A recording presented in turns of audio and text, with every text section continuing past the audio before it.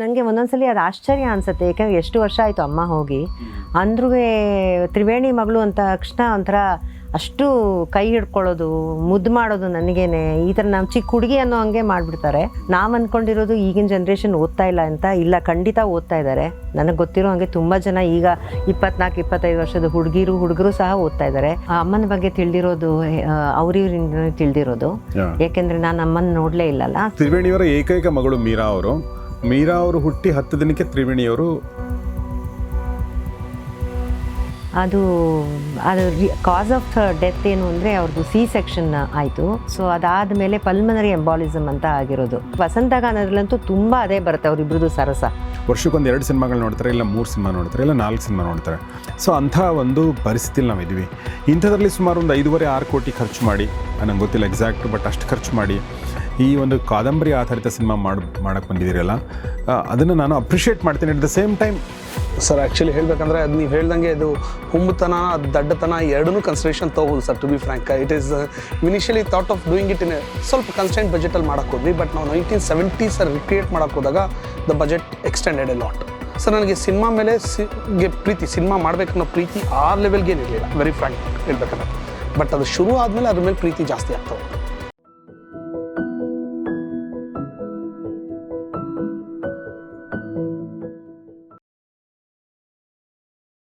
ಸ್ನೇಹಿತರೆ ನಮಸ್ಕಾರ. ಗೌರಿ ಶಕ್ಕಿ ಸ್ಟುಡಿಯೋದ ಈ ಅತ್ಯಂತ ವಿಶೇಷ ಸಂದರ್ಶನಕ್ಕೆ ನಿಮಗೆಲ್ಲ ಸ್ವಾಗತ. ನಾನು ಗೌರಿ ಶಕ್ಕಿ.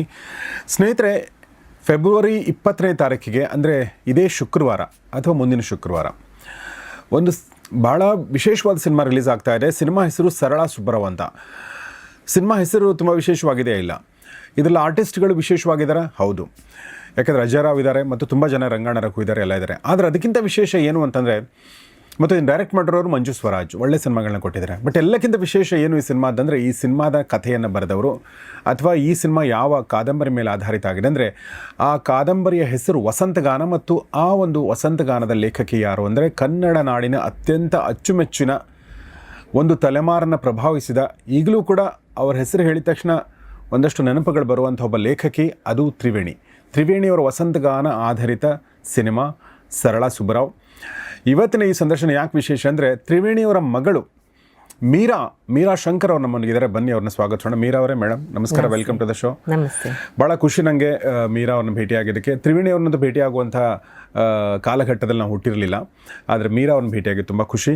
ಈ ಜೊತೆಗೆ ಈ ಒಂದು ಕಾದಂಬರಿನ ಇಟ್ಕೊಂಡು ಪ್ರೊಡ್ಯೂಸ್ ಮಾಡಿ, ಓಕೆ, ಅದನ್ನು ಜನರಿಗೆ ತಲುಪಿಸ್ಬೇಕು ಅನ್ನೋವಂಥ ಒಂದು ಸದಭಿರುಚಿಯ ಮನಸ್ಸುಳ್ಳಂಥ ಒಬ್ಬ ಪ್ರೊಡ್ಯೂಸರ್ ಇದ್ದಾರೆ. ಅವರೇ ಲೋಹಿತ್ ನಂಜುಂಡಯ್ಯ ಅವರು. ಲೋಹಿತ್ ಅವರೇ ನಮಸ್ಕಾರ, ವೆಲ್ಕಮ್ ಟು ದ ಶೋ. ನಮಸ್ತೆ. ಭಾಳ ಖುಷಿ ನನಗೆ. ಇನ್ನು ನೋಡಿ, ತುಂಬ ಜನರಿಗೆ ನನಗೆ ಗೊತ್ತಿಲ್ಲ ನಿಮ್ಮಲ್ಲಿ ಎಷ್ಟು ಜನ ತ್ರಿವೇಣಿಯವ್ರ ಹೆಸರು ಕೇಳಿದ್ರು ಅಂತ ಹೇಳಿ. ಯಾಕೆಂದರೆ ಹೊಸ ಆಡಿಯನ್ಸ್ಗೆ ಪ್ರಾಯಶಃ ಗೊತ್ತಿರಲಿಕ್ಕಿಲ್ಲ. ಆದರೆ ಸ್ವಲ್ಪ ಲಕ್ಷ ಕೊಟ್ಟು ಕೇಳಿ, ನಾನು ತ್ರಿವೇಣಿಯವ್ರ ಬಗ್ಗೆ ಹೇಳ್ತೀನಿ. ಅದಾನಂತರ ಈ ಒಂದು ಮಾತುಕತೆನ ಮುಂದುವರಿಸೋಣ. ನೋಡಿ, ತ್ರಿವೇಣಿ ಅನ್ನುವಂಥ ಒಬ್ಬ ಲೇಖಕಿ ಸುಮಾರು 24 ಕೃತಿಗಳನ್ನ ರಚಿಸಿದ್ದಾರೆ. 21 ಅದರಲ್ಲಿ ನಾವೆಲ್ಗಳನ್ನ ಮಾಡಿದ್ದಾರೆ, 3 ಕಥಾ ಸಂಕಲನಗಳನ್ನ ಮಾಡಿದ್ದಾರೆ. ಆ ನಾವೆಲ್ಗಳಲ್ಲಿ ಸಿನಿಮಾ ಸಂದರ್ಶನ ಆಗಿರೋದ್ರಿಂದ ಸಿನಿಮಾಗೆ ಸಂಬಂಧಪಟ್ಟಂತೆ ನಾನು ನಿಮ್ಗೆ ಹೇಳಬೇಕು ಅಂತಂದರೆ, ಅವರ ಸುಮಾರು 6 ಕಾದಂಬರಿಗಳು ಚಲನಚಿತ್ರವಾಗಿವೆ. ಅದನ್ನು ಖಂಡಿತ ನೀವು ನೋಡಿರ್ತೀರಾ, ಇಲ್ಲ ನಿಮ್ಮ ತಂದೆ ತಾಯಿಗಳಾದರೂ ನೋಡಿರ್ತಾರೆ.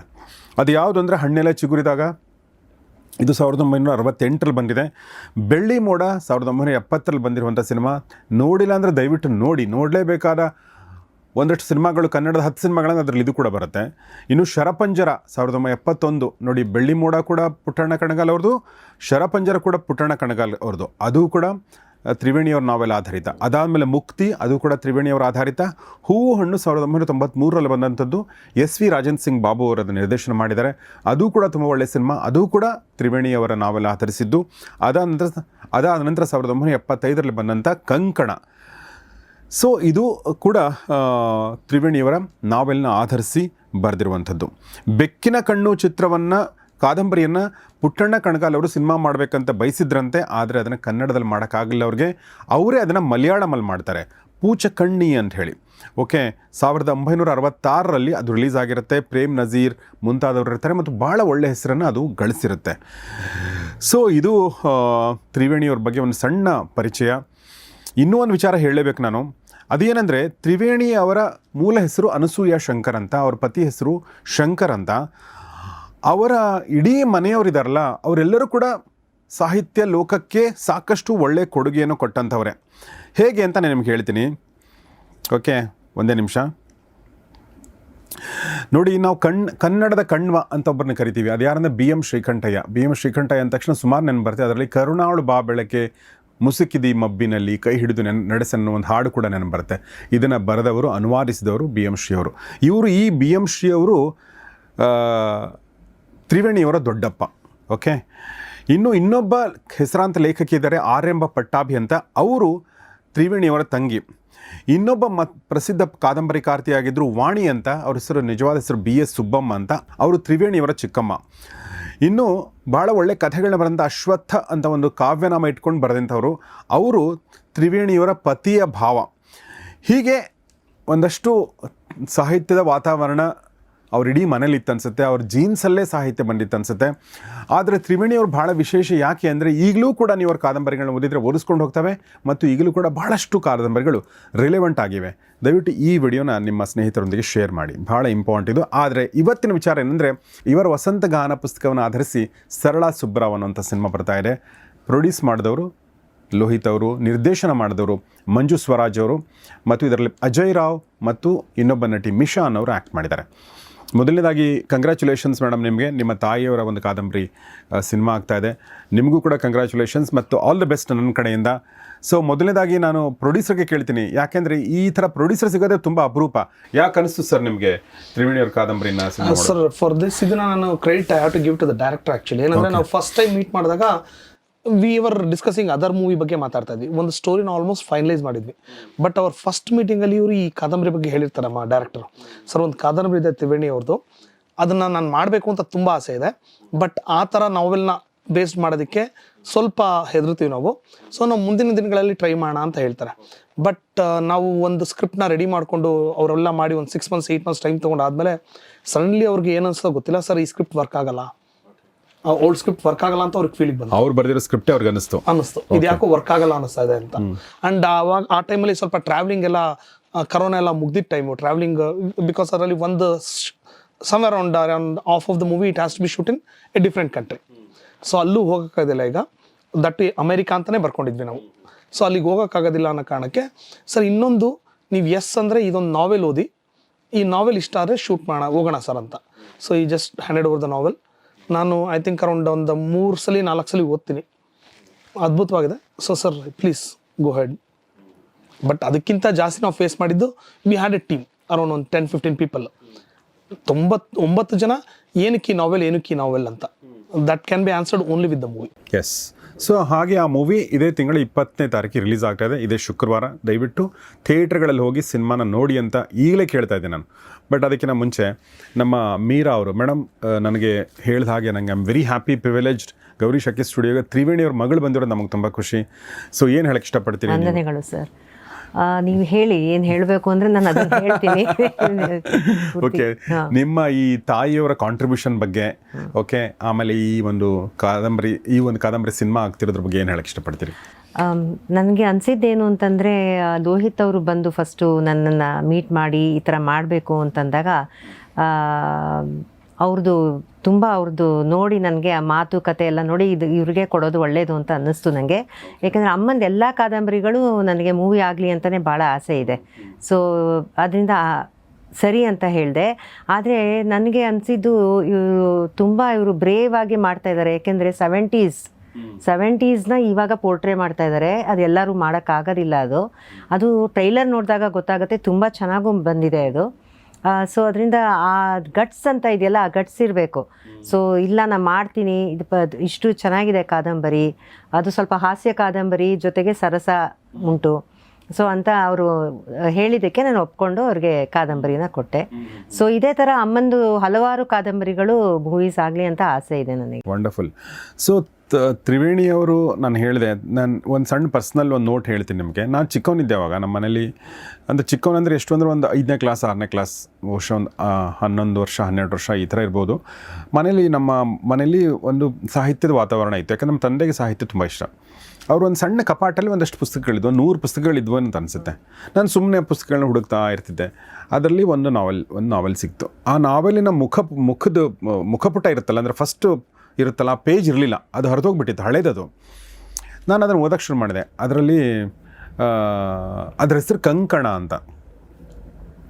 ಅದರಲ್ಲಿ ಕಥಾನಾಯಕಿ ಹೆಸರು ಏನು ಹೇಳಿ, ವಾಣಿನೋ ವೀಣಾನೋ ಏನೋ ಇದೆ. ಇಲ್ಲ ನನಗೆ ಅದು ಇವಾಗ ಜ್ಞಾಪಕ ಬರ್ತಾ ಇಲ್ಲ ಕಥಾನಾಯಕಿ ಹೆಸರು. ಕಥಾನಾಯಕಿ ಅದರಲ್ಲಿ ಒಬ್ಬಳು ಬಡ ಹುಡುಗಿ ಇರ್ತಾಳೆ, ಮಿಡ್ ಕ್ಲಾಸ್, ರಮಾ ಅಂತ. ರಮಾ, ವೇದವಲ್ಲಿ, ಕಸ್ತೂರಿ, ಹೀಗೆ ಅವರೆಲ್ಲ ಫ್ರೆಂಡ್ಸು. ಅವರೆಲ್ಲ ಡಿಗ್ರಿ ಫೈನಲ್ ಇಯರ್ ಓದ್ತಿರ್ತಾರೆ. ಆಮೇಲೆ ಅವರು ರಸ್ತೆಯಲ್ಲಿ ಮಾತಾಡ್ಕೊಂಡು ಬರ್ತಿರ್ತಾರೆ. ಎಲ್ರಿಗೂ ಒಂದೊಂದು ಲೈಫು, ಒಂದೊಂದು ಯೋಚನೆ, ಕನಸು, ನಾನೇನು ಮಾಡ್ತೀನಿ ಅಂತ. ರಮಾಗೆ ಹೊಟ್ಟೆಪಾಡಿಂದ ಕಷ್ಟ, ಯಾಕಂದರೆ ಮನೇಲಿ ದುಡಿಯೋರು ಯಾರೂ ಇರಲ್ಲ. ಸೊ ಇವಳ ಲೈಫ್ ಹಿಂಗೆ ಹೋಗುತ್ತೆ. ಯಾರ ಲೈಫ್ ಏನಾಗುತ್ತೆ ಅನ್ನೋದೇ ಆ ಒಂದು ಕಥೆ. ರಮಾಗೆ ಏನಾಗುತ್ತೆ ಅಂದರೆ ಒಬ್ಬ ಕುರುಡನ ಮದುವೆ ಆಗಬೇಕಾಗತ್ತೆ. ಬಿಕಾಸ್ ಆತ ಕುರುಡ ಶ್ರೀಮಂತನಾಗಿರ್ತಾನೆ. ಹೀಗಾಗಿ ಆ ಥರದೊಂದಿದೆ. ನನಗೆ ಫಸ್ಟ್ ಟೈಮ್ ಓದಿದಾಗ ಎಷ್ಟು ಚೆನ್ನಾಗಿದೆ ಅಲ್ಲ. ಅಂದರೆ ನಾನು ತುಂಬ ಚಿಕ್ಕವನವಾಗ ಆಬ್ವಿಯಸ್ಲಿ, ಬಟ್ ಒಂದು ಲೈಫ್ ಹೇಗಿರುತ್ತೆ, ಹೇಗೆ ಬರಿಬಹುದು ನಾವೆಲ್ ಅಂತ ಗೊತ್ತು ಮಾಡಿದ್ದು ಕಂಕಣ. ನಾನು ಆಮೇಲೆ ಬೇರೆ ಬೇರೆ ಕಾದಂಬರಿಗಳು ಓದೆ, ಬಟ್ ನಾನು ಫಸ್ಟ್ ಲವ್ ಕಂಕಣ. ಅಂದರೆ ವಾಪಸ್ ಮತ್ತೆ ಹೋಗಿ ನಾನು ಓದಬೇಕನ್ಸುತ್ತೆ, ಓದಿದ್ದೀನಿ ಕೂಡ ನಾನು. ಸೊ ಹಾಗೆ ತ್ರಿವೇಣಿಯವರ ಒಂದು ಕಾಂಟ್ರಿಬ್ಯೂಷನ್ ನಮ್ಮ ಕನ್ನಡ ಸಾರಸ್ವತ ಲೋಕಕ್ಕೆ ಅಭೂತಪೂರ್ವ, ಅದ್ಭುತ ಅದು. ಹೀಗಾಗಿ ಈ ಒಂದು ನಾವೆಲ್ ಸಿನಿಮಾಗೆ ಬರ್ತಾರದು ಭಾಳ ಖುಷಿ ನನಗೆ. ನಿಮಗೆ ಒಬ್ಬ ಮಗಳಾಗಿ, ತ್ರಿವೇಣಿಯವರ ಮಗಳಾಗಿ ನಿಮ್ಮ ಒಂದು ಅನುಭವ, ಅಂದರೆ ಇನ್ ದ ಸೆನ್ಸ್ ನಿಮ್ಮ ಜನ ಹೇಗೆ ನೋಡ್ತಾರೆ, ಓಕೆ, ಯಾವ ನಾವೆಲ್ಗಳ ಬಗ್ಗೆ ಮಾತಾಡ್ತಾರೆ, ಯಾವ ಕಥೆಗಳ ಬಗ್ಗೆ ಮಾತಾಡ್ತಾರೆ, ಅದ್ರ ಬಗ್ಗೆ ಹೇಳ್ಬೋದಾ? ಅಂದರೆ ನನಗೆ ನನ್ನ ಅಮ್ಮನ ಮಗಳು ಅಂತಲೇ ತುಂಬ ಪ್ರೀತಿ ವಿಶ್ವಾಸ ತೋರಿಸ್ತಾರೆ. ನನಗೆ ಒಂದೊಂದ್ಸಲಿ ಅದು ಆಶ್ಚರ್ಯ ಅನಿಸುತ್ತೆ, ಯಾಕಂದರೆ ಎಷ್ಟು ವರ್ಷ ಆಯಿತು ಅಮ್ಮ ಹೋಗಿ. ಅಂದ್ರೂ ತ್ರಿವೇಣಿ ಮಗಳು ಅಂತ ತಕ್ಷಣ ಒಂಥರ ಅಷ್ಟು ಕೈ ಹಿಡ್ಕೊಳ್ಳೋದು, ಮುದ್ದು ಮಾಡೋದು, ನನಗೇನೆ ಈ ಥರ ನಾವು ಚಿಕ್ಕ ಹುಡುಗಿ ಅನ್ನೋ ಹಂಗೆ ಮಾಡಿಬಿಡ್ತಾರೆ. ಸೊ ಅದೆಲ್ಲ ನೋಡಿದಾಗ ನಂಗೆ ಅನಿಸಿದ್ದು ಅಮ್ಮಂದು ಇದಿತ್ತಲ್ಲ ಪಾಪ್ಯುಲಾರಿಟಿ, ಅದು ಏನೂ ಕಡಿಮೆ ಆಗಿಲ್ಲ. ನಾವು ಅಂದ್ಕೊಂಡಿರೋದು ಈಗಿನ ಜನ್ರೇಷನ್ ಓದ್ತಾ ಇಲ್ಲ ಅಂತ, ಇಲ್ಲ, ಖಂಡಿತ ಓದ್ತಾ ಇದ್ದಾರೆ. ನನಗೆ ಗೊತ್ತಿರೋ ಹಾಗೆ ತುಂಬ ಜನ ಈಗ 24-25 ವರ್ಷದ ಹುಡುಗರು ಸಹ ಓದ್ತಾ ಇದ್ದಾರೆ. ಬುಕ್ ಡಿಸ್ಕಷನ್ ಕ್ಲಬ್ಸಲ್ಲೂ ಡಿಸ್ಕಸ್ ಮಾಡ್ತಾ ಇದ್ದಾರೆ. ಸೊ ನನಗನ್ಸೋದು ಅದೇ, ಅಮ್ಮನ ಹೆಸರು ಒಂದು ಇರಬೇಕು ಯಾವತ್ತು ಕರ್ನಾಟಕದಲ್ಲಿ ಅಂತ ಇರಬೇಕು ಅಂತ ಅನಿಸುತ್ತೆ. ಸೊ ಅದಕ್ಕೋಸ್ಕರ ಅವ್ರದ್ದು ಆಡಿಯೋ ಬುಕ್ಸು ಮತ್ತು ಇದು ಬುಕ್ಸು ಎಲ್ಲನೂ ಮಾಡಿ ಇದರ ಮೂವಿ ಮಾಡೋದು ಎನ್ಕರೇಜ್ ಮಾಡ್ತಾ ಇದ್ದೀನಿ. So nice. ನಿಮಗೆ ಒಬ್ಬ ಮಗಳಾಗಿ ನಿಮ್ಗೆ ಯಾವ ನಾವೆಲ್ ಇಷ್ಟ ಅವ್ರದ್ದು? ನನಗೆ ನನ್ನ ಫೇವ್ರೆಟ್ ನಾವೆಲ್ಲು ಸೋತು ಗೆದ್ದವಳು. ಸೋತು ಗೆದ್ದವಳು ನೀವು ಓದಿದಿರೋ ಇಲ್ವೋ ನನಗೆ ಗೊತ್ತಿಲ್ಲ. ಅಫ್ಕೋರ್ಸ್ ತುಂಬ ಜನ ಶರಪಂಜರ ಬಹಳ ಇಷ್ಟಪಡ್ತಾರೆ. ನಂದು 2 ಫೇವ್ರೆಟ್ ಅಂದರೆ ಒಂದು ಮೊದಲ ಹೆಜ್ಜೆ, ಇನ್ನೊಂದು ಸೋತು ಗೆದ್ದವಳು. ಮೊದಲ ಹೆಜ್ಜೆನಲ್ಲಿ ಕೆಲವುದು ಸಂಗತಿಗಳು ಒಂಥರ ನನಗೆ ಸ್ವಂತ ಅಂತ ಅನ್ನಿಸ್ತು ಅನ್ನೋ ಹಾಗೆ ಇತ್ತು ಅದು. ಸೋತು ಗೆದ್ದವಳು ತುಂಬ ರೆವಲ್ಯೂಷನರಿ ಎಂಡಿಂಗು. ಅದು ಆ ಕಾಲದಲ್ಲಿ ಅವರು 60s ಬರೆದಿರೋದು, 50s 60s ಬರೆದಿರೋದು. ಆ ಕಾಲದಲ್ಲಿ ಅವರು ಅದೇ ಮದುವೆ ಹೊರಗಿನ ಸಂಬಂಧನ ತೋರಿಸಿದ್ದಾರೆ ಅದರಲ್ಲಿ. ನೋಡಿ, ಅವರು ರೆವಲ್ಯೂಷನರ್ ಅನ್ನೋದಕ್ಕೆ ನೀವೊಂದು ಕಾರಣ ಕೊಟ್ಟರೆ ನಂಗೆ ಇನ್ನೊಂದೇನು ಬಂತು, ಬೆಳ್ಳಿ ಮೋಡ ಕೂಡ ಅಷ್ಟೇ ರೆವಲ್ಯೂಷನರಿ ಅಲ್ವಾ? ಮೊನ್ನೆ ಪ್ರಕಾಶ್ ಬೆಳ್ಳೋಡೆಯವರು ಒಂದು ಸಮಾರಂಭದಲ್ಲಿ ಅದ್ರ ಬಗ್ಗೆ ಮಾತಾಡ್ತಾ ಎಷ್ಟು ಚೆನ್ನಾಗಿ ಹೇಳಿದ್ರು ಅಂತಂದ್ರೆ, ಒಂದು ಕಾಲ ಹೇಗಿತ್ತು, ಈಗಲೂ ಭಾಳಷ್ಟು ಕಡೆ ಇರಬಹುದು. ಒಂದು ಹುಡುಗಿ ನೋಡಕ್ ಬರ್ತಾರೆ ಅಂದ್ರೆ ಹುಡುಗಿ ಎಲ್ಲ ರೆಡಿಯಾಗಿ ಹಿಂಗೆ ಕೂತ್ಕೊಳ್ಬೇಕು, ಆಮೇಲೆ ತಂದು ಕಾಫಿ ಟೀ ಕೊಡಬೇಕು, ಅವ್ರಿಗೆ ಹಿಂಗೆ ಕೂತ್ಕೋಬೇಕು, ಆಮೇಲೆ ಅವ್ರು ಹಾಡಕ್ಕೆ ಬರ್ತೇನಮ್ಮ, ಡ್ಯಾನ್ಸ್ ಮಾಡಕ್ಕೆ ಬರ್ತೇನಮ್ಮ, ಅಡುಗೆ ಮಾಡಕ್ಕೆ ಬರ್ತೇನಮ್ಮ ಅಂದಾಗ ಉತ್ತರ ಕೊಡಬೇಕು ಅಂತ ಇತ್ತು. ಈಗಲೂ ಕೆಲವೊಂದು ಕಡೆ ಇರಬಹುದು, ಇಲ್ಲ ಅಂತೇನಿಲ್ಲ. ಅಂಥ ಟೈಮಲ್ಲಿ ಒಂದು ಹುಡುಗ, ತುಂಬ ಒಳ್ಳೆ ಹುಡುಗ, ರಿಚ್ ಹುಡುಗ, ಅವನನ್ನು ಒಂದು ಅದ್ಭುತವಾದ ಕಾರಣಕ್ಕೆ, ಒಂದು ತುಂಬ ಸೆನ್ಸಿಟಿವ್ ಆದ ಕಾರಣಕ್ಕೆ ನೀನು ಬೇಡ ನನಗೆ. ಅವ್ನು ರಿಚ್ ಇರ್ಲಿಲ್ಲ, ಅವಳು ರಿಚ್ ಇದ್ದಿದ್ದು. ಅವನು ಅವಳನ್ನ ಮದುವೆ ಆಗೋದು ದುಡ್ಡು ಕೊಟ್ಟು ಓದಿಸ್ತಾರೆ ಅವನನ್ನ ಅಮೆರಿಕ ಕಳಿಸಿ, ಇಂಗ್ಲೆಂಡ್ಗೋ ಅಮೆರಿಕಾಗೆ. ಸೊ ಒಂದು ಇಷ್ಟು ಅಂದರೆ ಈ ಒಂದು ಹೆಣ್ಮಗಳು ಆ ಒಂದು ನಾಯಕ ನಟನನ್ನು ರಿಜೆಕ್ಟ್ ಮಾಡ್ತಾಳೆ. ಓಕೆ, ಯಾಕೆ ರಿಜೆಕ್ಟ್ ಮಾಡ್ತಾಳೆ? ನೀವು ಕಾದಂಬರಿ ಓದಿದ್ರೆ ಅಥವಾ ಸಿನಿಮಾ ನೋಡಿದ್ರೆ ಗೊತ್ತಾಗುತ್ತೆ ನಿಮಗೆ. ಅದರಲ್ಲಿ ಹಾಡುಗಳು ಕೂಡ ಅಷ್ಟೇ ಚೆನ್ನಾಗಿದೆ, ಪುಟಾಣ ಕಣಗಳ ಚಿತ್ರೀಕರಣ ಕೂಡ ಅಷ್ಟೇ ಚೆನ್ನಾಗಿದೆ. ಸೊ ಹಾಗೆ ಸುಮಾರಿದೆ ತ್ರಿವೇಣಿಯವ್ರ ಬಗ್ಗೆ ಮಾತಾಡ್ತಾ ಹೋದರೆ. ಆದರೆ ಸರಳಾ ಸುಬ್ಬರಾವ್ ಇದೆಯಲ್ಲ, ಈ ನಾವೆಲ್ ಬಗ್ಗೆ, ಈ ನಾವೆಲ್ನ ವಿಶೇಷತೆ ಏನು? 2026 ಆಡಿಯನ್ಸ್ಗೆ ಹೆಂಗೆ ಇದು ಕನೆಕ್ಟ್ ಆಗುತ್ತೆ ಲೋಹಿತ್ ಅವರೇ? ಸರ್, ಇದು actually it's a purely romantic comedy love story. ಇದು ಆ್ಯಕ್ಚುಲಿ ನಾನು ನಾವೆಲ್ ಅಂತ ಹೇಳೋದಕ್ಕಿಂತ ಆ್ಯಕ್ಚುಲಿ ಪಕ್ಕದಲ್ಲಿ ಮೀರಾ ಮೇಡಮ್ ಇದ್ದಾರೆ. ನನಗೆ ಈ ನಾವೆಲ್ ನಾವು ಓದಿದ್ಮೇಲೆ ಏನಿಸ್ತು, ಮತ್ತು ಮೇಡಮ್ ಅವ್ರ ಹತ್ರ ಮಾತಾಡಿದ್ಮೇಲೆ ವಾಟ್ ವಿ ಫೆಲ್ಟ್ ಅಂದರೆ ಅವ್ರ ಆತ್ಮಚರಿತ್ರೆ ಅಂತಲೇ ನಾವು ಕನ್ಸಿಡರ್ ಮಾಡ್ಬೋದು. ಬಿಕಾಸ್ ಇದು ನಾವೆಲ್ ಬರೆದಿರೋದು 1950s ಆ್ಯಂಡ್ ಆ 50s ಟೈಮಲ್ಲೇ she mentions about actually husband and ವೈಫ್ದು ರೊಮ್ಯಾನ್ಸ್ ಇರ್ಬೋದು, ಆ್ಯಂಡ್ ದೆನ್ ಒಂದು ಫನ್ ಇರ್ಬೋದು, ಅದ್ರ ಜೊತೆಗೆ ಅತ್ತೆ ಮಾವನ ಜೊತೆ ರಿಲೇಷನ್ಶಿಪ್ ಇರ್ಬೋದು, ಅದನ್ನೆಲ್ಲ ತುಂಬ ಅದ್ಭುತವಾಗಿ ಬರೆದಿದ್ರು. ಸೊ ನಾವು ಇನಿಷಿಯಲಿ ಏನು ಅನ್ಕೊಂಡ್ವಿ, we will do it for the present generation. 2020ಗೆ 21 ಅಥವಾ 25ಗೆ ಮಾಡೋಣ ಅಂತ ಪ್ಲ್ಯಾನ್ ಇದ್ದಿದ್ದು, ಪ್ರೆಸೆಂಟ್ ಜನರೇಷನ್ ಮೂವಿ ಮಾಡೋಣ ಅಂತ. ಬಟ್ ಸಮ್ಥಿಂಗ್ಸ್ ವಿಚ್ ನಾವು ಆ ರಿಲೇಷನ್ಶಿಪ್ನ ಇವಾಗ ತೋರ್ಸೋಕ್ಕಾಗೋದಿಲ್ಲ. ಇವಾಗ ಹೆಂಗಿದ್ದಾನೆ ಸರ್, ಜೆನ್ಸಿ ಅತ್ತೆ ಸೊಸೆ ಅಂದರೆ ಎಲ್ಲರಿಗೂ ಒಂದು ವಿಲನಿಶ್ ಆ ರೂಪದಲ್ಲೇ ನಾವು ತೋರಿಸ್ತಾ ಇರ್ತೀವಿ, ಸೊಸೆ ಕಂಡ್ರೆ ಅತ್ತೆ ಆಗಲ್ಲ. ಬಟ್ ಈ ನಾವೆಲ್ಲಿ ಅತ್ತೆ ಸೊಸೆ ರಿಲೇಷನ್ಶಿಪ್ ಇರ್ಬೋದು, ಹಸ್ಬೆಂಡ್ ಆ್ಯಂಡ್ ವೈಫ್ ರಿಲೇಷನ್ಶಿಪ್ ಇರ್ಬೋದು, ಅದೆಲ್ಲ ಇಟ್ಸ್ ಅನ್ಇಮ್ಯಾಜಿನಬಲ್ ಇದೆ ಸರ್. ಸೊ ನಾವು ಅವತ್ತಿನ ಕಾಲಘಟ್ಟಕ್ಕೆ ಹೋಗೋಣ, ಸೊ 1960ಸ್ಗಂತೂ ಹೋಗೋಣ ಅಂತ ಪ್ಲ್ಯಾನ್ ಮಾಡಿದ್ವಿ. ಬಟ್ ಸಿನಿಮ್ಯಾಟಿಕ್ ಬ್ಯೂಟಿ ಇರ್ಬೋದು, 1970s ಒಂದು ಇಂಡೋ ಪಾಕ್ ವಾರ್ ನಡೆಯುತ್ತೆ, ಅದರದ್ದು ಒಂದು ಸಣ್ಣ ಲೈನ್ನ ಇದಕ್ಕೆ ಜಾಯಿನ್ ಮಾಡೋಣ ಅಂದ್ಬಿಟ್ಟು we decide to do it on 1971. ಒಂದು ಸಣ್ಣ ಲೈನ್. ಇದು ಯಾಕೆ ಆಟೋಬಯೋಗ್ರಫಿಕಲ್ ಅಂತ ಅನ್ಸುತ್ತೆ ನಿಮಗೆ? ಇದು ಯಾಕೆಂದ್ರೆ ನನಗೆ ಇದೆ ಅಮ್ಮನ ಬಗ್ಗೆ ತಿಳಿದಿರೋದು, ಅವ್ರಿವರಿಂದ ತಿಳಿದಿರೋದು. ಯಾಕೆಂದ್ರೆ ನಾನು ಅಮ್ಮನ ನೋಡ್ಲೇ ಇಲ್ಲಲ್ಲ, ಸೊ ಅದರಿಂದ ಅವರೆಲ್ಲ ಹೇಳಿ, ದಯವಿಟ್ಟು ಹೇಳಿ. ನನಗೆ ಅದ್ರ ಬಗ್ಗೆ ತುಂಬಾ ಬೇಸರ ಆಯ್ತು ನೀವು ಹೇಳಿದಾಗ. ಸೊ ನೀವು 10 ದಿನ ಇದ್ದಾಗ ನಿಮ್ಮಮ್ಮ ತೀರ್ಕೊಂಡಿದ್ದಾರೆ. ಹೌದು, ನಾನು 10 ತ್ರಿವೇಣಿಯವರ ಏಕೈಕ ಮಗಳು ಮೀರಾ ಅವರು. ಮೀರಾ ಅವರು ಹುಟ್ಟಿ 10 ದಿನಕ್ಕೆ ತ್ರಿವೇಣಿಯವರು ನಮ್ಮನ್ನು ಬಿಟ್ಟು ಅಗಲ್ತಾರೆ. ಎಸ್, ಅದು ಕಾಸ್ ಆಫ್ ಡೆತ್ ಏನು ಅಂದರೆ ಅವ್ರದ್ದು C-ಸೆಕ್ಷನ್ ಆಯಿತು.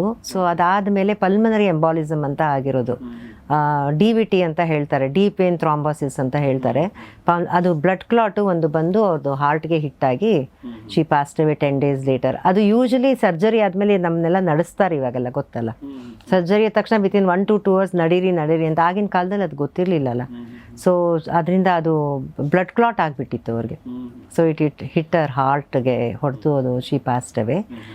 ಸೊ ನಾನು ಬೆಳೆದಾಗ ನನಗೆ ಅವರವರಿಂದ ಗೊತ್ತಾಯ್ತು ಅಷ್ಟೇ ಅಮ್ಮನ ಬಗ್ಗೆ. ನನಗೆ ಅಮ್ಮ ಏನೊಂದು ಗೊತ್ತಿಲ್ಲ. ಮತ್ತು ಅವರು ಕಾದಂಬರಿ ಓದಿದಾಗ ನನಗೆ ತುಂಬ ರಿಲೇಟ್ ಮಾಡೋಕ್ಕಾಗ್ತಾಯಿತ್ತು.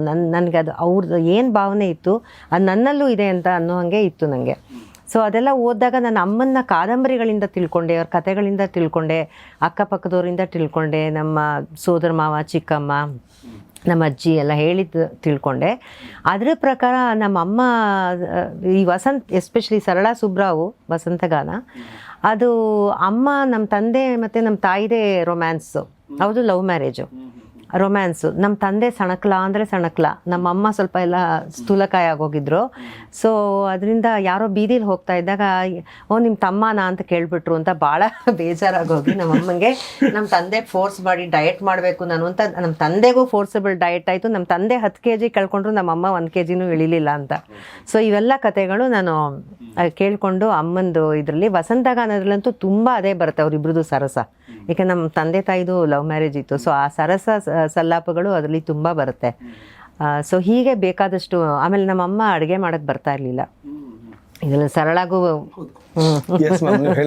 ಒಂಚೂರು, ಯಾಕೆಂದರೆ ನಮ್ಮ ಮನೇಲಿ ಹಿಂದಿಂದ ಅಡುಗೆಯವ್ರನ್ನ ಇಟ್ಕೊಂಡು ಬೆಳೆದಿದ್ದು. ಮತ್ತು ನಮ್ಮಮ್ಮಗೆ ಆಸ್ತಮಾ ಇತ್ತು, ಸಿವಿಯರ್ ಆಸ್ತಮಾ ಇತ್ತು. ಸೊ ಅವ್ರನ್ನ ಅಡುಗೆ ಮನೆ ಆ ಹೊಗೆಗೆ ಹೋಗ್ತಾ ಇರಲಿಲ್ಲ ಅವರು. ಸೊ ಅದರಿಂದ ಅಡುಗೆ ಮಾಡೋಕ್ಕೆ ಬರ್ತಿರ್ಲಿಲ್ಲ. ಸೊ ಅದು ಬರುತ್ತೆ ವಸಂತಗಾಲ. ಅಡುಗೆ ಮಾಡಿದ್ರದ್ದು ಉಪ್ಪಿಟ್ಟು ಸಜ್ಜಿಗೆ ಥರ ಇರುತ್ತೆ, ಸಜ್ಜಿಗೆ ಉಪ್ಪಿಟ್ಟು ಥರ ಏನೇನೋ ಇದೆ ಆ ಥರದ್ದು.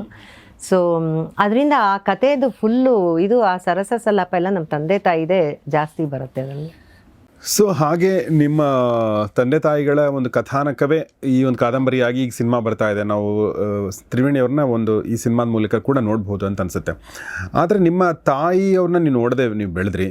ಬಟ್ ನಿಮ್ಮ ತಾಯಿ ಹೇಗಿದ್ರು ಅಂತ ನಿಮ್ಗೆ ಅನಿಸುತ್ತೆ? ನಿಮ್ಮ ನನ್ನ ಅವರು ಕಾದಂಬರಿಗಳು ಓದಿದಾಗ ನಮ್ಮಮ್ಮ ನನಗೆ ಭಾಳ ಒಳ್ಳೆ ಸ್ನೇಹಿತೆ ಆಗ್ತಿದ್ರು ಅಂತ ಅನಿಸುತ್ತೆ. ಯಾಕೆಂದರೆ ನಾನು ನೆಕ್ಸ್ಟ್ ಜೆನ್ ಅಲ್ಲ. ಸೊ ವೆರಿ ರೆವಲ್ಯೂಷ್ನರಿ, ನಾನು ರೆಬೆಲಿಯಸ್ ಆಗಿದ್ದೆ. ಸೊ ನಂಗೆ ಅನ್ಸುತ್ತೆ ನಮ್ಮಮ್ಮ ಅದೆಲ್ಲ ಅರ್ಥ ಮಾಡ್ಕೊಂಡಿರೋರು. She would have been my best friend ಅನಿಸುತ್ತೆ. ಭಾಳ ಕಳ್ಕೊಂಡ್ಬಿಟ್ಟೆ ಅಂತ ಅನಿಸುತ್ತೆ ನನಗೆ. ಹುಡುಕ್ತಾನೆ ಇದೆ ಎಲ್ಲ ಒಂಥರ. ಈ ಸ್ವಲ್ಪ ಓಲ್ಡರ್ ಹೆಂಗಸರು ಬಂತು ಅಂದರೆ ನಂಗೆ ಅದೇನೋ ಅವ್ರ ಹತ್ರ ಹೋಗ್ತಾ ಇದ್ದೆ, ನನಗೇನೋ ಅಲ್ಲಿ ಅಮ್ಮನ ವಿಶ್ವಾಸ ಸಿಗುತ್ತೇನೋ, ಅಮ್ಮನ ಪ್ರೀತಿ ಸಿಗುತ್ತೇನೋ ಅಂತಂದರೆ ಬಿಕಾಸ್ ಯಾರು ಕೊಡೋಕ್ಕಾಗಲ್ಲ, ಅದು ಕೊಡೋದು ಇಲ್ಲ. ಸೊ ನನಗೆ ಫಸ್ಟು ನಂಗೆ ಸಮಾಧಾನ ಅನಿಸಿದ್ದು ನನ್ನ ಮಗಳು ಹುಟ್ಟಿದಾಗ. ನನ್ನ ಅಮ್ಮನ ನನ್ನ ಮಗಳಲ್ಲಿ ಕಂಡೆ ನಾನು. ಅವಳು ತೋರಿಸೋ ಪ್ರೀತಿಲಿ ನಮ್ಮ ಅಮ್ಮ ಕಂಡ್ರು ನನಗೆ. ಅಲ್ಲಿ ತನಕ ಚಡಪಡಿಸ್ತಾ ಇದ್ದೆ ಒಂಥರ. ಈಗ ಏನಿಲ್ಲ, ಈಗ ಕಾಮಾಗಿದ್ದೀರ. ಇನ್ ವಾಟ್ ಸೆನ್ಸ್ ನೀವು ರೆವಲ್ಯೂಷನರಿ ಆಗಿದ್ರಿ? ನಾನು ನಂದು ಎಲ್ಲ ಐಡಿಯಾಸು ಅಮ್ಮ ಏನು ಬರ್ತಿದ್ದಾರೆ ಅದೇ ಥರನೇ ಇದೆ ನಂದು. ತುಂಬ ರೆವಲ್ಯೂಷನರಿ ಐಡಿಯಾಸು. ಮತ್ತು ಸೊಸೈಟಿಲಿ ಇಂಜಸ್ಟಿಸ್ ಆಗ್ತಾಯಿದ್ರೆ ನನಗೆ ತಾಳಕ್ಕಾಗಲ್ಲ. ನಾನು ಮಾತಾಡ್ಬಿಡ್ತೀನಿ. ರೂಢಾಗೇ ಅನಿಸ್ಬೋದು, ಎಷ್ಟೋ ಜನಕ್ಕೆ ತುಂಬ ರೂಢಾಗಿ ಹೆಸರು ತೊಗೊಂಡಿದ್ದೀನಿ, ರೂಢಾಗಿ ಮಾತಾಡ್ತಾಳೆ ಅಂತ. ಬಟ್ ಅದು ನನಗೆ ಸಹಿಸೋಕ್ಕಾಗಲ್ಲ. ಮತ್ತು ನಾನು ನಮ್ಮ ಅಮ್ಮ ತುಂಬ ಅಬ್ಸರ್ವ್ ಮಾಡೋರಂತೆ ಯಾವಾಗಲೂ. She was very silent. ನಾನು ತುಂಬ ಮಾತಾಡ್ತೀನಿ, ಅವ್ರು ಹಂಗಲ್ಲ, ವೆರಿ ಕ್ವೈಟ್. ಎಲ್ಲ ಅಬ್ಸರ್ವ್ ಮಾಡೋರಂತೆ. ಬಸ್ಸಲ್ಲಿ ಹೋಗ್ತಾ ಜನಗಳ ಮುಖ ಭಾವನೆ ಏನಿದೆ, ಏನು ಮಾತಾಡ್ತಾ ಇದ್ದಾರೆ, ತುಂಬ ಜನ ಬಂದು ಅಮ್ಮನ ಹತ್ರ ಹೇಳ್ಕೊಳ್ಳೋರಂತೆ. ಸೊ ಅಬ್ಸರ್ವೇಷನ್ ಮಾಡಿಕೊಂಡು ಅವರು ಆ ಪರ್ಸನ್ ಶೂಸ್ನಲ್ಲಿ ಇವ್ರು ನಿಂತು ತಾವು ಬರೀತಿದ್ರು. ಅದರಿಂದ ಅದು ಆಮೇಲೆ ಲ್ಯಾಂಗ್ವೇಜ್ ವೆರಿ ಸಿಂಪಲ್ ಲ್ಯಾಂಗ್ವೇಜ್. ಕೆಲಸದವರೆಲ್ಲ ಓದ್ತಾರೆ ಅದನ್ನು. ನಮ್ಮ ಮನೆ ಕೆಲಸದವರೆಲ್ಲ ಅವರೆಲ್ಲ ಕಾದಂಬರಿ ಓದಿದ್ದಾರೆ. ಯಾಕಂದ್ರೆ language was not hard, technical. ಇದು ಕನ್ನಡ ಈಸಿಯಾಗಿ ಸರಾಗವಾಗಿ ಓದಿಸ್ಕೊಂಡು ಹೋಗೋದು. Very true. ನಾವು ಹೈಸ್ಕೂಲ್ ಇದ್ದಾಗ ನಮಗೆ ನಮ್ಮ ಜನ್ರೇಷನ್ಗೆ ನೆನಪಿರ್ಬೋದು, ಹೈಸ್ಕೂಲ್ ಇದ್ದಾಗ ಒಂದು ಕಥೆ ಇತ್ತು ತ್ರಿವೇಣಿ ಅವ್ರದ್ದು. ಅದರಲ್ಲಿ ಒಬ್ಬಳು ತುಂಬ ರಿಚ್ ಗಂಡ ಹೆಂಡ್ತಿರ್ತಾರೆ, ಹೆಂಡ್ತಿಗೆ ಹತ್ರ ಎಲ್ಲ ಇರುತ್ತೆ, ಆದರೆ ಶಿ ವಾಸ್ ನಾಟ್ ಹ್ಯಾಪಿ. ಆ ಒಂದು ಅದನ್ನು ಎಕ್ಸ್ಪ್ಲೋರ್ ಮಾಡ್ತಾ ಹೋಗ್ತಾರೆ ತ್ರಿವೇಣಿಯವರು. ಸೊ ಹೀಗಾಗಿ ಭಾಳ ಒಳ್ಳೆಯ ಕಾದಂಬರಿಗಳು. ನಾನು ಇನ್ನೂ ಒಂದಷ್ಟು ಪ್ರಶ್ನೆ ಕೇಳ್ತೀನಿ, ಬಟ್ ಅದಕ್ಕಿಂತ ಮುಂಚೆ ಲೋಹಿತ್ ಅವರೇ, ಈಗ ಅಜಯ್ ರಾವ್ ಸುಬ್ಬರಾವ್ ಹೋಗಿ ಅಜಯ್ ಸುಬ್ಬರಾವೇ ಈಗ, ಯಾಕೆಂದರೆ ಆ ರೋಲ್ ಮಾಡಿದ್ದಾರೆ. ಅಜಯ್ ಅವ್ರನ್ನ ನೀವು ಹೇಗೆ, how did you convince him to play this role? Because ಅಂದರೆ ಈ ನಮ್ಮ ಮಾಸ್ ಅಂತ ನಾವೇನು ಕರಿತೀವಿ, ಅದು ಬಿಟ್ಟು ಬೇರೆ ಥರ ಈ ಸಿನಿಮಾ ಇದೆ. ಹಾಗಂತ ಇದು ಎಂಟರ್ಟೈನ್ಮೆಂಟ್ ಇಲ್ಲ ಅಂತಲ್ಲ. ದಯವಿಟ್ಟು ಟ್ರೇಲರ್ ನೋಡಿದ್ರು ದಯವಿಟ್ಟು ನೋಡಿದ್ರೆ ಖಂಡಿತನೂ ಸಿನಿಮಾ ಹೋಗ್ತೀರಾ. Yes sir, actually to be frank ಅವ್ರನ್ನ ಕನ್ವಿನ್ಸ್ ಮಾಡೋದು ತುಂಬ ಕಷ್ಟನೇ ಆಗಲ್ಲ ಸರ್. ಫಸ್ಟ್ ಸ್ಟೋರಿ ಹೇಳಿದ್ವಿ, ಆ ಸ್ಟೋರಿ ಅವ್ರು ಓಕೆ ಹೇಳಿದ್ರು. ಸಡನ್ಲಿ ಒನ್ ಫೈನ್ ಡೇ ನಾವು ಮತ್ತೆ ಡೈರೆಕ್ಟರ್ ಹೋಗ್ತೀವಿ, sir we are planning to change it to different story, ಒಂದು ನಾವೆಲ್ ಬೇಸ್ಡ್ ಅಂತ ಹೇಳ್ಬಿಟ್ಟು ಸರಿ ಕೊಡ್ತೀವಿ. ಮೊನ್ನೆ ಯಾವುದೋ ಇಂಟರ್ವ್ಯೂ ಸರ್ ಹೇಳಿದ್ರು, ಅವರು ಅದನ್ನ ಸರ್ಗ ರೀಡಿಂಗ್ ಅಷ್ಟೊಂದು ಆ ಲೆವೆಲ್, ಯಾವ ಲೆವೆಲ್ ಕಂಫರ್ಟ್ ಇದ್ದ ಗೊತ್ತಿಲ್ಲ, ತಗೊಂಡೋಗಿ ಅವ್ರ ಅಮ್ಮ ಕೊಡ್ತಾರಂತ. ಸೊ ಅವ್ರ ಅಮ್ಮ ಓದ್ತಾರೆ ನಾವೆಲ್. ಬಟ್ ನಾವೆಲ್ ಓದಾದ್ಮೇಲೆ ಅವರು ನಮ್ಗೆ ಅದನ್ನೇ ಕೇಳಿದ್ರು, sir how will you convert it to cinematic, because it's a purely romantic love story. ಈಗ ಮೇಡಮ್ ಹೇಳ್ದಂಗೆ why it is so related ಅಂದ್ರೆ, ಇದರಲ್ಲೂ ಶಿ ಈಸ್ ಆ್ಯಕ್ಚುಲಿ ರೈಟರ್, ಅಂದರೆ ಹಾರ್ಡ್ ರೈಟರ್ ಅಲ್ಲ, ಐಡಿಯಾಸ್ ಇರೋ ಒಂದು ನಾವು ಫನ್ನಿಯಾಗಿ ಕನ್ವರ್ಟ್ ಮಾಡಿದ್ವಿ, ನಾಟ್ ಎಕ್ಸಾಕ್ಟ್ಲಿ ರೈಟರ್ ಅಂತಲ್ಲ. And her husband is a professor. ಅವುಗಳನ್ನೆಲ್ಲ same to be frank related. And even in that movie ಈಗ ಅವ್ರು ಹೇಳ್ದಂಗೆ 10 ಡೇಸ್ಗೆ ಇವ್ರು ಹುಟ್ಟಿದ 10 ಡೇಸ್ಗೆ ಮೇಡಮ್ ಎಕ್ಸ್ಪೈರ್ ಆಗ್ತಾರೆ. ಆ್ಯಂಡ್ ಅವರು ಹೇಳೋ ಪ್ರಕಾರ ಅವ್ರಿಗೆ ತುಂಬ ಭಯ ಇತ್ತು. Pregnancy was very much afraid by her, Triveni madam. ಇದರಲ್ಲೂ ಆ ಒಂದು ಸ್ಟ್ಯಾನ್ಸ್ ಎಲ್ಲ ಇದೆ. ಅದನ್ನೆಲ್ಲ ಒಂದು ಸಿನಿಮ್ಯಾಟಿಕ್ ಕನ್ವರ್ಟ್ ಮಾಡೋದಕ್ಕಿಂತ ಮುಂಚೆನೇ ಸರ್ಗೆ, ಸರ್ ಒಂದು ಹೊಸ ಎಕ್ಸ್ಪೆರಿಮೆಂಟಲ್ಲು latest right sir, but we won't do it as a art cinema ಥರ ಬಲ್ಲ, ಇಟ್ಸ್ ಅ ಪ್ಯೂರ್ಲಿ ಕಮರ್ಷಿಯಲ್. ಜನಕ್ಕೆ ಬಂದು ಥಿಯೇಟ್ರಲ್ಲಿ ಕೂತ್ಕೊಂಡು ನಕ್ಕೊಂಡು. And to be frank romance ಅನ್ನೋದು 1970s ಅಲ್ಲಿ, ಈಗ ರೊಮ್ಯಾನ್ಸ್ ಅನ್ನೋದು ಎಲ್ಲ ಟೈಮಲ್ಲೂ ಇದ್ದೇ ಇರುತ್ತೆ, ಎಲ್ಲ ಕಾಲಘಟ್ಟದಲ್ಲಿ ಇದ್ದೇ ಇರುತ್ತೆ. ಸೊ 1970 ರೊಮ್ಯಾನ್ಸ್ ಇರ್ಬೋದು, ಒಂದು ಕಾಮಿಡಿ ಇರ್ಬೋದು, ರಿಲೇಷನ್ಶಿಪ್ ಇರ್ಬೋದು, ಎಲ್ಲದನ್ನು ಬಿಲ್ಡ್ ಮಾಡ್ತೀವಿ ಅಂತ ಹೋಗಿ ಹೇಳ್ತಿದ್ದಂಗೆ ನನ್ನ ಅನ್ಸಿಕೆ ಪ್ರಕಾರ within first day only accepted. Okay sir, it's a new ಏನಂತಾರದು ಟ್ರೈ ಮಾಡ್ತಾ ಇದ್ದೀರಾ, ಸೊ ಆಸ್ ಎ ಪ್ರೊಡ್ಯೂಸರ್ ನೀವು ಕಾನ್ಫಿಡೆಂಟ್ ಇದ್ದರೆ ಡೆಫಿನೆಟ್ಲಿ ವಿಲ್ ಡೂ ಇಟ್ ಅಂತೇಳಿ ಫಸ್ಟ್ ವರ್ಡ್ಸೇ he said yes. That's how Ajay Rao ಅವರು ಅಜಯ್ ಸುಬ್ಬರಾವ್ ಆಗಿ ಈ ಸಿನಿಮಾದಲ್ಲಿ ನಿಮ್ಮನ್ನು ರಂಜಿಸಕ್ಕೆ ಬರ್ತಾ ಇದ್ದಾರೆ. ನಾನು ಮೀರಾ ಅವ್ರಿಗೆ ಒಂದು ಪ್ರಶ್ನೆ ಕೇಳೋಕ್ಕಿಂತ ಮುಂಚೆ, ಯಾರು ತ್ರಿವೇಣಿಯವ್ರ ಬಗ್ಗೆ ಗೊತ್ತಿಲ್ಲ ಅವ್ರಿಗೆ ಇನ್ನೊಂದು ಹೇಳ್ಬಿಡ್ತೀನಿ. ಅದೇನೆಂದರೆ, ಅವ್ರ ಕಾದಂಬರಿಗಳ ಹೆಸರು ಹೇಳ್ತೀನಿ, ದಯವಿಟ್ಟು ಯಾವೆಲ್ಲ ಕಾದಂಬರಿಗಳು ನಿಮ್ಗೆ ಓದೋಕ್ಕಾಗುತ್ತೆ ಅದನ್ನೆಲ್ಲ ಓದಿ. ಮತ್ತು ಈ ಕಾದಂಬರಿಗಳ ಆನ್ಲೈನ್ ಲಿಂಕ್ಗಳೇನಾದರೂ ಇದ್ದರೆ ಓಕೆ, ಆ ಲಿಂಕ್ಗಳೆಲ್ಲವನ್ನು ಕೂಡ ನಾನು ಡಿಸ್ಕ್ರಿಪ್ಷನ್ ಹಾಕಿರ್ತೀನಿ. ಈ ಕಾದಂಬರಿಗಳನ್ನು ಕೂಡ ಕೊಂಡು ಓದಿ. ನಿಮ್ಮ ಮನೆಯಲ್ಲಿ ತ್ರಿವೇಣಿಯವ್ರ ಕಾದಂಬರಿ ಇದ್ದರೆ ನಿಮ್ಮ ಒಂದು ಕಪಾಟಿಗೆ ಒಂದು ಘನತೆ ಬರುತ್ತೆ ಖಂಡಿತ. ಸೊ ಅದರಲ್ಲಿ ಆ ಒಂದು ನಾವೆಲ್ಗಳು ಹಣ್ಣೆಲೆ ಚಿಗುರಿದಾಗ, ಬೆಳ್ಳಿ ಮೋಡ, ಶರಪಂಜರ, ಅಂದರೆ ಅವ್ರ ನಾವೆಲ್ಗಳ ಹೆಸರು ಹೇಳ್ತಾ ಇದ್ದೀನಿ. ಮುಕ್ತಿ, ಹೂವು ಹಣ್ಣು, ಕಾಶಿ ಯಾತ್ರೆ, ದೂರದ ಬೆಟ್ಟ, ಬೆಕ್ಕಿನ ಕಣ್ಣು ನಾನು ಓದಿದ್ದೀನಿ. ಬಾನು ಬೆಳಗಿತು, ಹೃದಯ ಗೀತೆ, ಕೀಲುಗೊಂಬೆ, ಅಪಸ್ವರ, ಅಪಜಯ, ತಾವರೆಯ ಕೊಳ, ಸೋತು ಗೆದ್ದವಳು, ಕಂಕಣ, ಮುಚ್ಚಿದ ಬಾಗಿಲು, ಮೊದಲ ಹೆಜ್ಜೆ, ಅವಳ ಮನೆ, ವಸಂತಗಾನ ಅವರ ಲಾಸ್ಟ್ ಬಟ್ ಒನ್ ನಾವೆಲ್. ಅದಾದಮೇಲೆ ಅವಳ ಮಗಳು ಅಂತ. ಅವಳ ಮಗಳು ಬರೀತಿರ್ಬೇಕಾದಲ್ಲೇ, ಅವಳ ಮಗಳು ಪುಸ್ತಕ ಬರೀತಿರ್ಬೇಕಾದ್ರೆ ತ್ರಿವೇಣಿಯವ್ರು ನಿಧನರಾಗ್ತಾರೆ. MC ಪದ್ಮ ಅನ್ನೋರು ಅದನ್ನು ಪೂರ್ಣಗೊಳಿಸ್ತಾರೆ. ಆಮೇಲೆ ಕಥಾ ಸಂಕಲನ ಯಾವುದು ಅಂದರೆ, ಸಮಸ್ಯೆಯ ಮಗು, ಎರಡು ಮನಸ್ಸು, ಹೆಂಡತಿಯ ಹೆಸರು. ಇದು ಅವರ ಕಥಾ ಸಂಕಲನಗಳು. ಮತ್ತು ಹಿಂದಿಗೆ ಕೂಡ ಇದನ್ನು ಅನುವಾದ ಮಾಡಲಾಗಿದೆ. ಅಪಸ್ವರ ಮತ್ತು ಅಪಜಯ ಈ ಕಾದಂಬರಿಗಳನ್ನ ತ್ರಿವೇಣಿ ಸಪ್ತಕ್ ಅನ್ನೋ ಹೆಸರಿನಲ್ಲಿ ಹಿಂದಿ ಕೂಡ ಅನುವಾದ ಮಾಡಲಾಗಿದೆ. ಶರಪಂಜರ ಈ ನಾವೆಲ್ನ ಮೀರಾ ನರ್ವೇಕರ್ ಅನ್ನೋರು ದ ಮ್ಯಾಡ್ ವುಮನ್ ಅನ್ನೋ ಹೆಸರಿನಲ್ಲಿ ಇಂಗ್ಲೀಷ್ಗೆ ಅನುವಾದ ಮಾಡಿದ್ದಾರೆ. ಬೆಕ್ಕಿನ ಕಣ್ಣು ಕಾದಂಬರಿನೇ ಶರ್ವಾಣಿಯವರು ತೆಲುಗಿಗೆ ಅನುವಾದಿಸಿದ್ದಾರೆ. ಹೀಗೆ ಸಾಧನೆ ಮಾಡಿದಂಥ ಹೆಣ್ಮಗಳು ತ್ರಿವೇಣಿಯವರು. ಇನ್ನು ತ್ರಿವೇಣಿ ಅವರ ಬಗ್ಗೆ ನಾನು ಇನ್ನೊಂದು ಪ್ರಶ್ನೆ ಏನು ಕೇಳಬೇಕು ಅನ್ಕೊಂಡೆ ಅಂದರೆ ನಾನು ಹೇಳಿದೆ ಕೂಡ ಅದನ್ನು, ಬಟ್ ಅದು ನಿಮ್ಮ ಒಂದು ಬಾಯಿಂದ ಕೇಳಬೇಕಂತ. ಈ ಸಾಹಿತ್ಯದ ವಾತಾವರಣ ನಿಮ್ಮ ಮನೆಯಲ್ಲಿ ಇರುವಂಥದ್ರ ಬಗ್ಗೆ, ಅಂದರೆ ನಿಮ್ಮ ದೊಡ್ಡಪ್ಪ BM ಶ್ರೀಕಂಠಯ್ಯ, ಈ ಅವರ ಮಕ್ಕಳು, ಸೊ ಇದ್ರ ಬಗ್ಗೆ ಏನು ಹೇಳಕ್ಕೆ ಇಷ್ಟಪಡ್ತೀರಿ ಮೀರಾ ಅವರೇ ಮೇಡಮ್? ಡೆಫಿನೆಟ್ಲಿ BM ಶ್ರೀ ಅವರು ದೊಡ್ಡಪ್ಪ ಮತ್ತು ವಾಣಿ ಅವರು ಚಿಕ್ಕಮ್ಮ, ಅದರಿಂದ ಅವ್ರದ್ದು ಇನ್ಫ್ಲೂಯೆನ್ಸ್ ಇತ್ತು ಅಮ್ಮಂಗೆ ತುಂಬ. ಮನೆಯಲ್ಲಿ ತುಂಬ ಡಿಸ್ಕಷನ್ಸ್ ನಡೀತಾ ಇತ್ತು ಸಾಹಿತ್ಯದ ವಿಚಾರ, ಕವನಗಳ ವಿಚಾರ, ಮತ್ತು ಅವರು ವಾಣಿಯವರು ಬರೀತಿದ್ದಿದ್ದು ಕಾದಂಬರಿಗಳ ವಿಚಾರ ಕೂತ್ಕೊಂಡು ಎಲ್ಲರೂ ಡಿಸ್ಕಸ್ ಮಾಡೋರಂತೆ. ಸೊ ಅದು ಡೆಫಿನೆಟ್ಲಿ ಇನ್ಫ್ಲೂಯೆನ್ಸು ಆಗಿದೆ ನಮ್ಮಮ್ಮಂಗೆ. ಆದರೆ ಅವರು ಬರೆಯೋಕ್ಕೆ ಶುರು ಮಾಡಿದ್ದು ಸುಮಾರು 17 ವರ್ಷದ ಹುಡುಗಿ ಆಗಿದ್ದಾಗ. ಯಾಕೆಂದರೆ ಆಸ್ತಮಾ ಇದ್ದಿದ್ದರಿಂದ ಹೊರಗಡೆ ಆಟಕ್ಕೆ ಹೋಗ್ತಿರ್ಲಿಲ್ಲ. ಮನೆಯಲ್ಲೇ ನಮ್ಮ ಅಜ್ಜಿ ಖಂಡಿತವಾಗಿ ಮನೆ ಬಿಟ್ಟು ನೀವು ಹೊಸಲು ದಾಟಿ ಹೋಗಬಾರ್ದು ಅಂತ ಕೂರಿಸ್ಬಿಟ್ಟಿದ್ರು. ಸೊ ಔಟ್ ಆಫ್ ಬೋರ್ಡಮ್ ಇದೆಲ್ಲ ಇತ್ತು ಮನೆಯಲ್ಲಿ, ವಾತಾವರಣ ಇತ್ತು, ಓದುವಂತ ವಾತಾವರಣ ಇತ್ತು, ಓದುವ ಬರೆಯುವ ಎರಡು ವಾತಾವರಣನೂ ಇದ್ದಿದ್ರಿಂದ ಅಮ್ಮಂಗೆ ಬರ್ದು ಅವರು ಒಂದು ಪೆಟ್ಟಿಗೆನಲ್ಲಿ ಮುಚ್ಚಿಡ್ತಾ ಇದ್ರಂತೆ, ಮೇನ್ಲಿ ಶಾರ್ಟ್ ಸ್ಟೋರೀಸ್.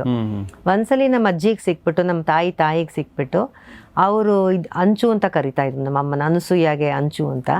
ಅಂಚು ಎಷ್ಟು ಚೆನ್ನಾಗಿ ಬರೀತಿಯಲ್ಲೇ, ಸುಮ್ಮನೆ ಪಟ್ಟಿಗೆಲಿ ಯಾಕೆ ಔಸಿಡ್ತಾ ಇದೆಯಾ, ಕಳಿಸು ಪ್ರಕಾಶಕರಿಗೆ ಅಂತ ನಮ್ಮ ಅಜ್ಜಿ ಆಗಿನ ಕಾಲದಲ್ಲಿ ಅವರೇ ನಮ್ಮ ಅಮ್ಮಂಗೆ ಎನ್ಕರೇಜ್ ಮಾಡಿದ್ದು. ಆಮೇಲೆ ಕಳಿಸಿ ಬೇಕಾಷ್ಟು ರಿಜೆಕ್ಷನ್ಸು ಆಯಿತು, ಎಲ್ಲನೂ ಆಗಿ ಫೈನಲಿ ಅಕ್ಸೆಪ್ಟ್ ಆದಮೇಲೆ no looking back. That was the start. So 17 to 35 she has finished. 17 ವರ್ಷದಿಂದ 35 ವರ್ಷ ಒಳಗಡೆ ಇಷ್ಟೆಲ್ಲ ಅಂದ್ರೆ 17 ವರ್ಷದಲ್ಲೇ ಇನ್ನೂ ಶಾರ್ಟ್ ಸ್ಟೋರೀಸು ಅದು ಇದು ಬರಿತಾ ಇದ್ದಿದ್ದು. 35 ಒಳಗಡೆ ಅಂದ್ರೆ 15-16 ವರ್ಷದಲ್ಲಿ ಅವರೆಲ್ಲ ಬರೆದ್ಬಿಟ್ಟಿದ್ದಾರೆ ಕಂಪ್ಲೀಟ್. ಅದೇ ಈಗ ಇದ್ದಿದ್ರೆ ಇನ್ನೇನು ಬರೀತಿದ್ರು ಅಂತ ಅನ್ಸುತ್ತೆ ಅಲ್ವಾ? ಯಾ 35 ವರ್ಷ ಅವರು ತೀರ್ಕೊಂಡಾಗ ಅಂದ್ರೆ ತುಂಬಾ ಬೇಗ ಅವರು ತುಂಬಾ ಬೇಗ ಆಯ್ತು. ಆ ಬರೆಯುವಂತ ಒಂದು ಪ್ರವೃತ್ತಿ ನಿಮ್ಮಲ್ಲಿ, ನಿಮ್ಮ ಮಕ್ಕಳಲ್ಲಿ ಯಾರಲ್ಲಿ ಮತ್ತೆ ಮಕ್ಕಳಿಗೂ ಬಂದಿದೆ. ಇಂಗ್ಲಿಷಲ್ಲಿ ಬರೀತಾರೆ. ನನಗೆ ಕನ್ನಡದಲ್ಲಿ ಶಾರ್ಟ್ ಸ್ಟೋರೀಸ್ ಮಾತ್ರ, ನಾವೆಲ್ಸ್ ಆಗಿಲ್ಲ ನನ್ನ ಕೈಲಿ. ಶಾರ್ಟ್ ಸ್ಟೋರೀಸು ಕೆಲವು ಕನ್ನಡ ಮ್ಯಾಗಝಿನ್ಸ್ ಅಲ್ಲಿ ಆಗಿದೆ ಹಿಂದೆ ಬರೆದಾಗ. ಆಮೇಲೆ ಕೆಲವು US 1 ಅಂತ ನ್ಯೂಸ್ ಪೇಪರಲ್ಲಿ ಪಬ್ಲಿಷ್ ಆಗಿದೆ. ಅಲ್ಲಿ ಆ್ಯಕ್ಚುಲಿ ತುಂಬ ಚೆನ್ನಾಗಿ ರಿಸೀವ್ ಆಯಿತು US ಅಲ್ಲಿ.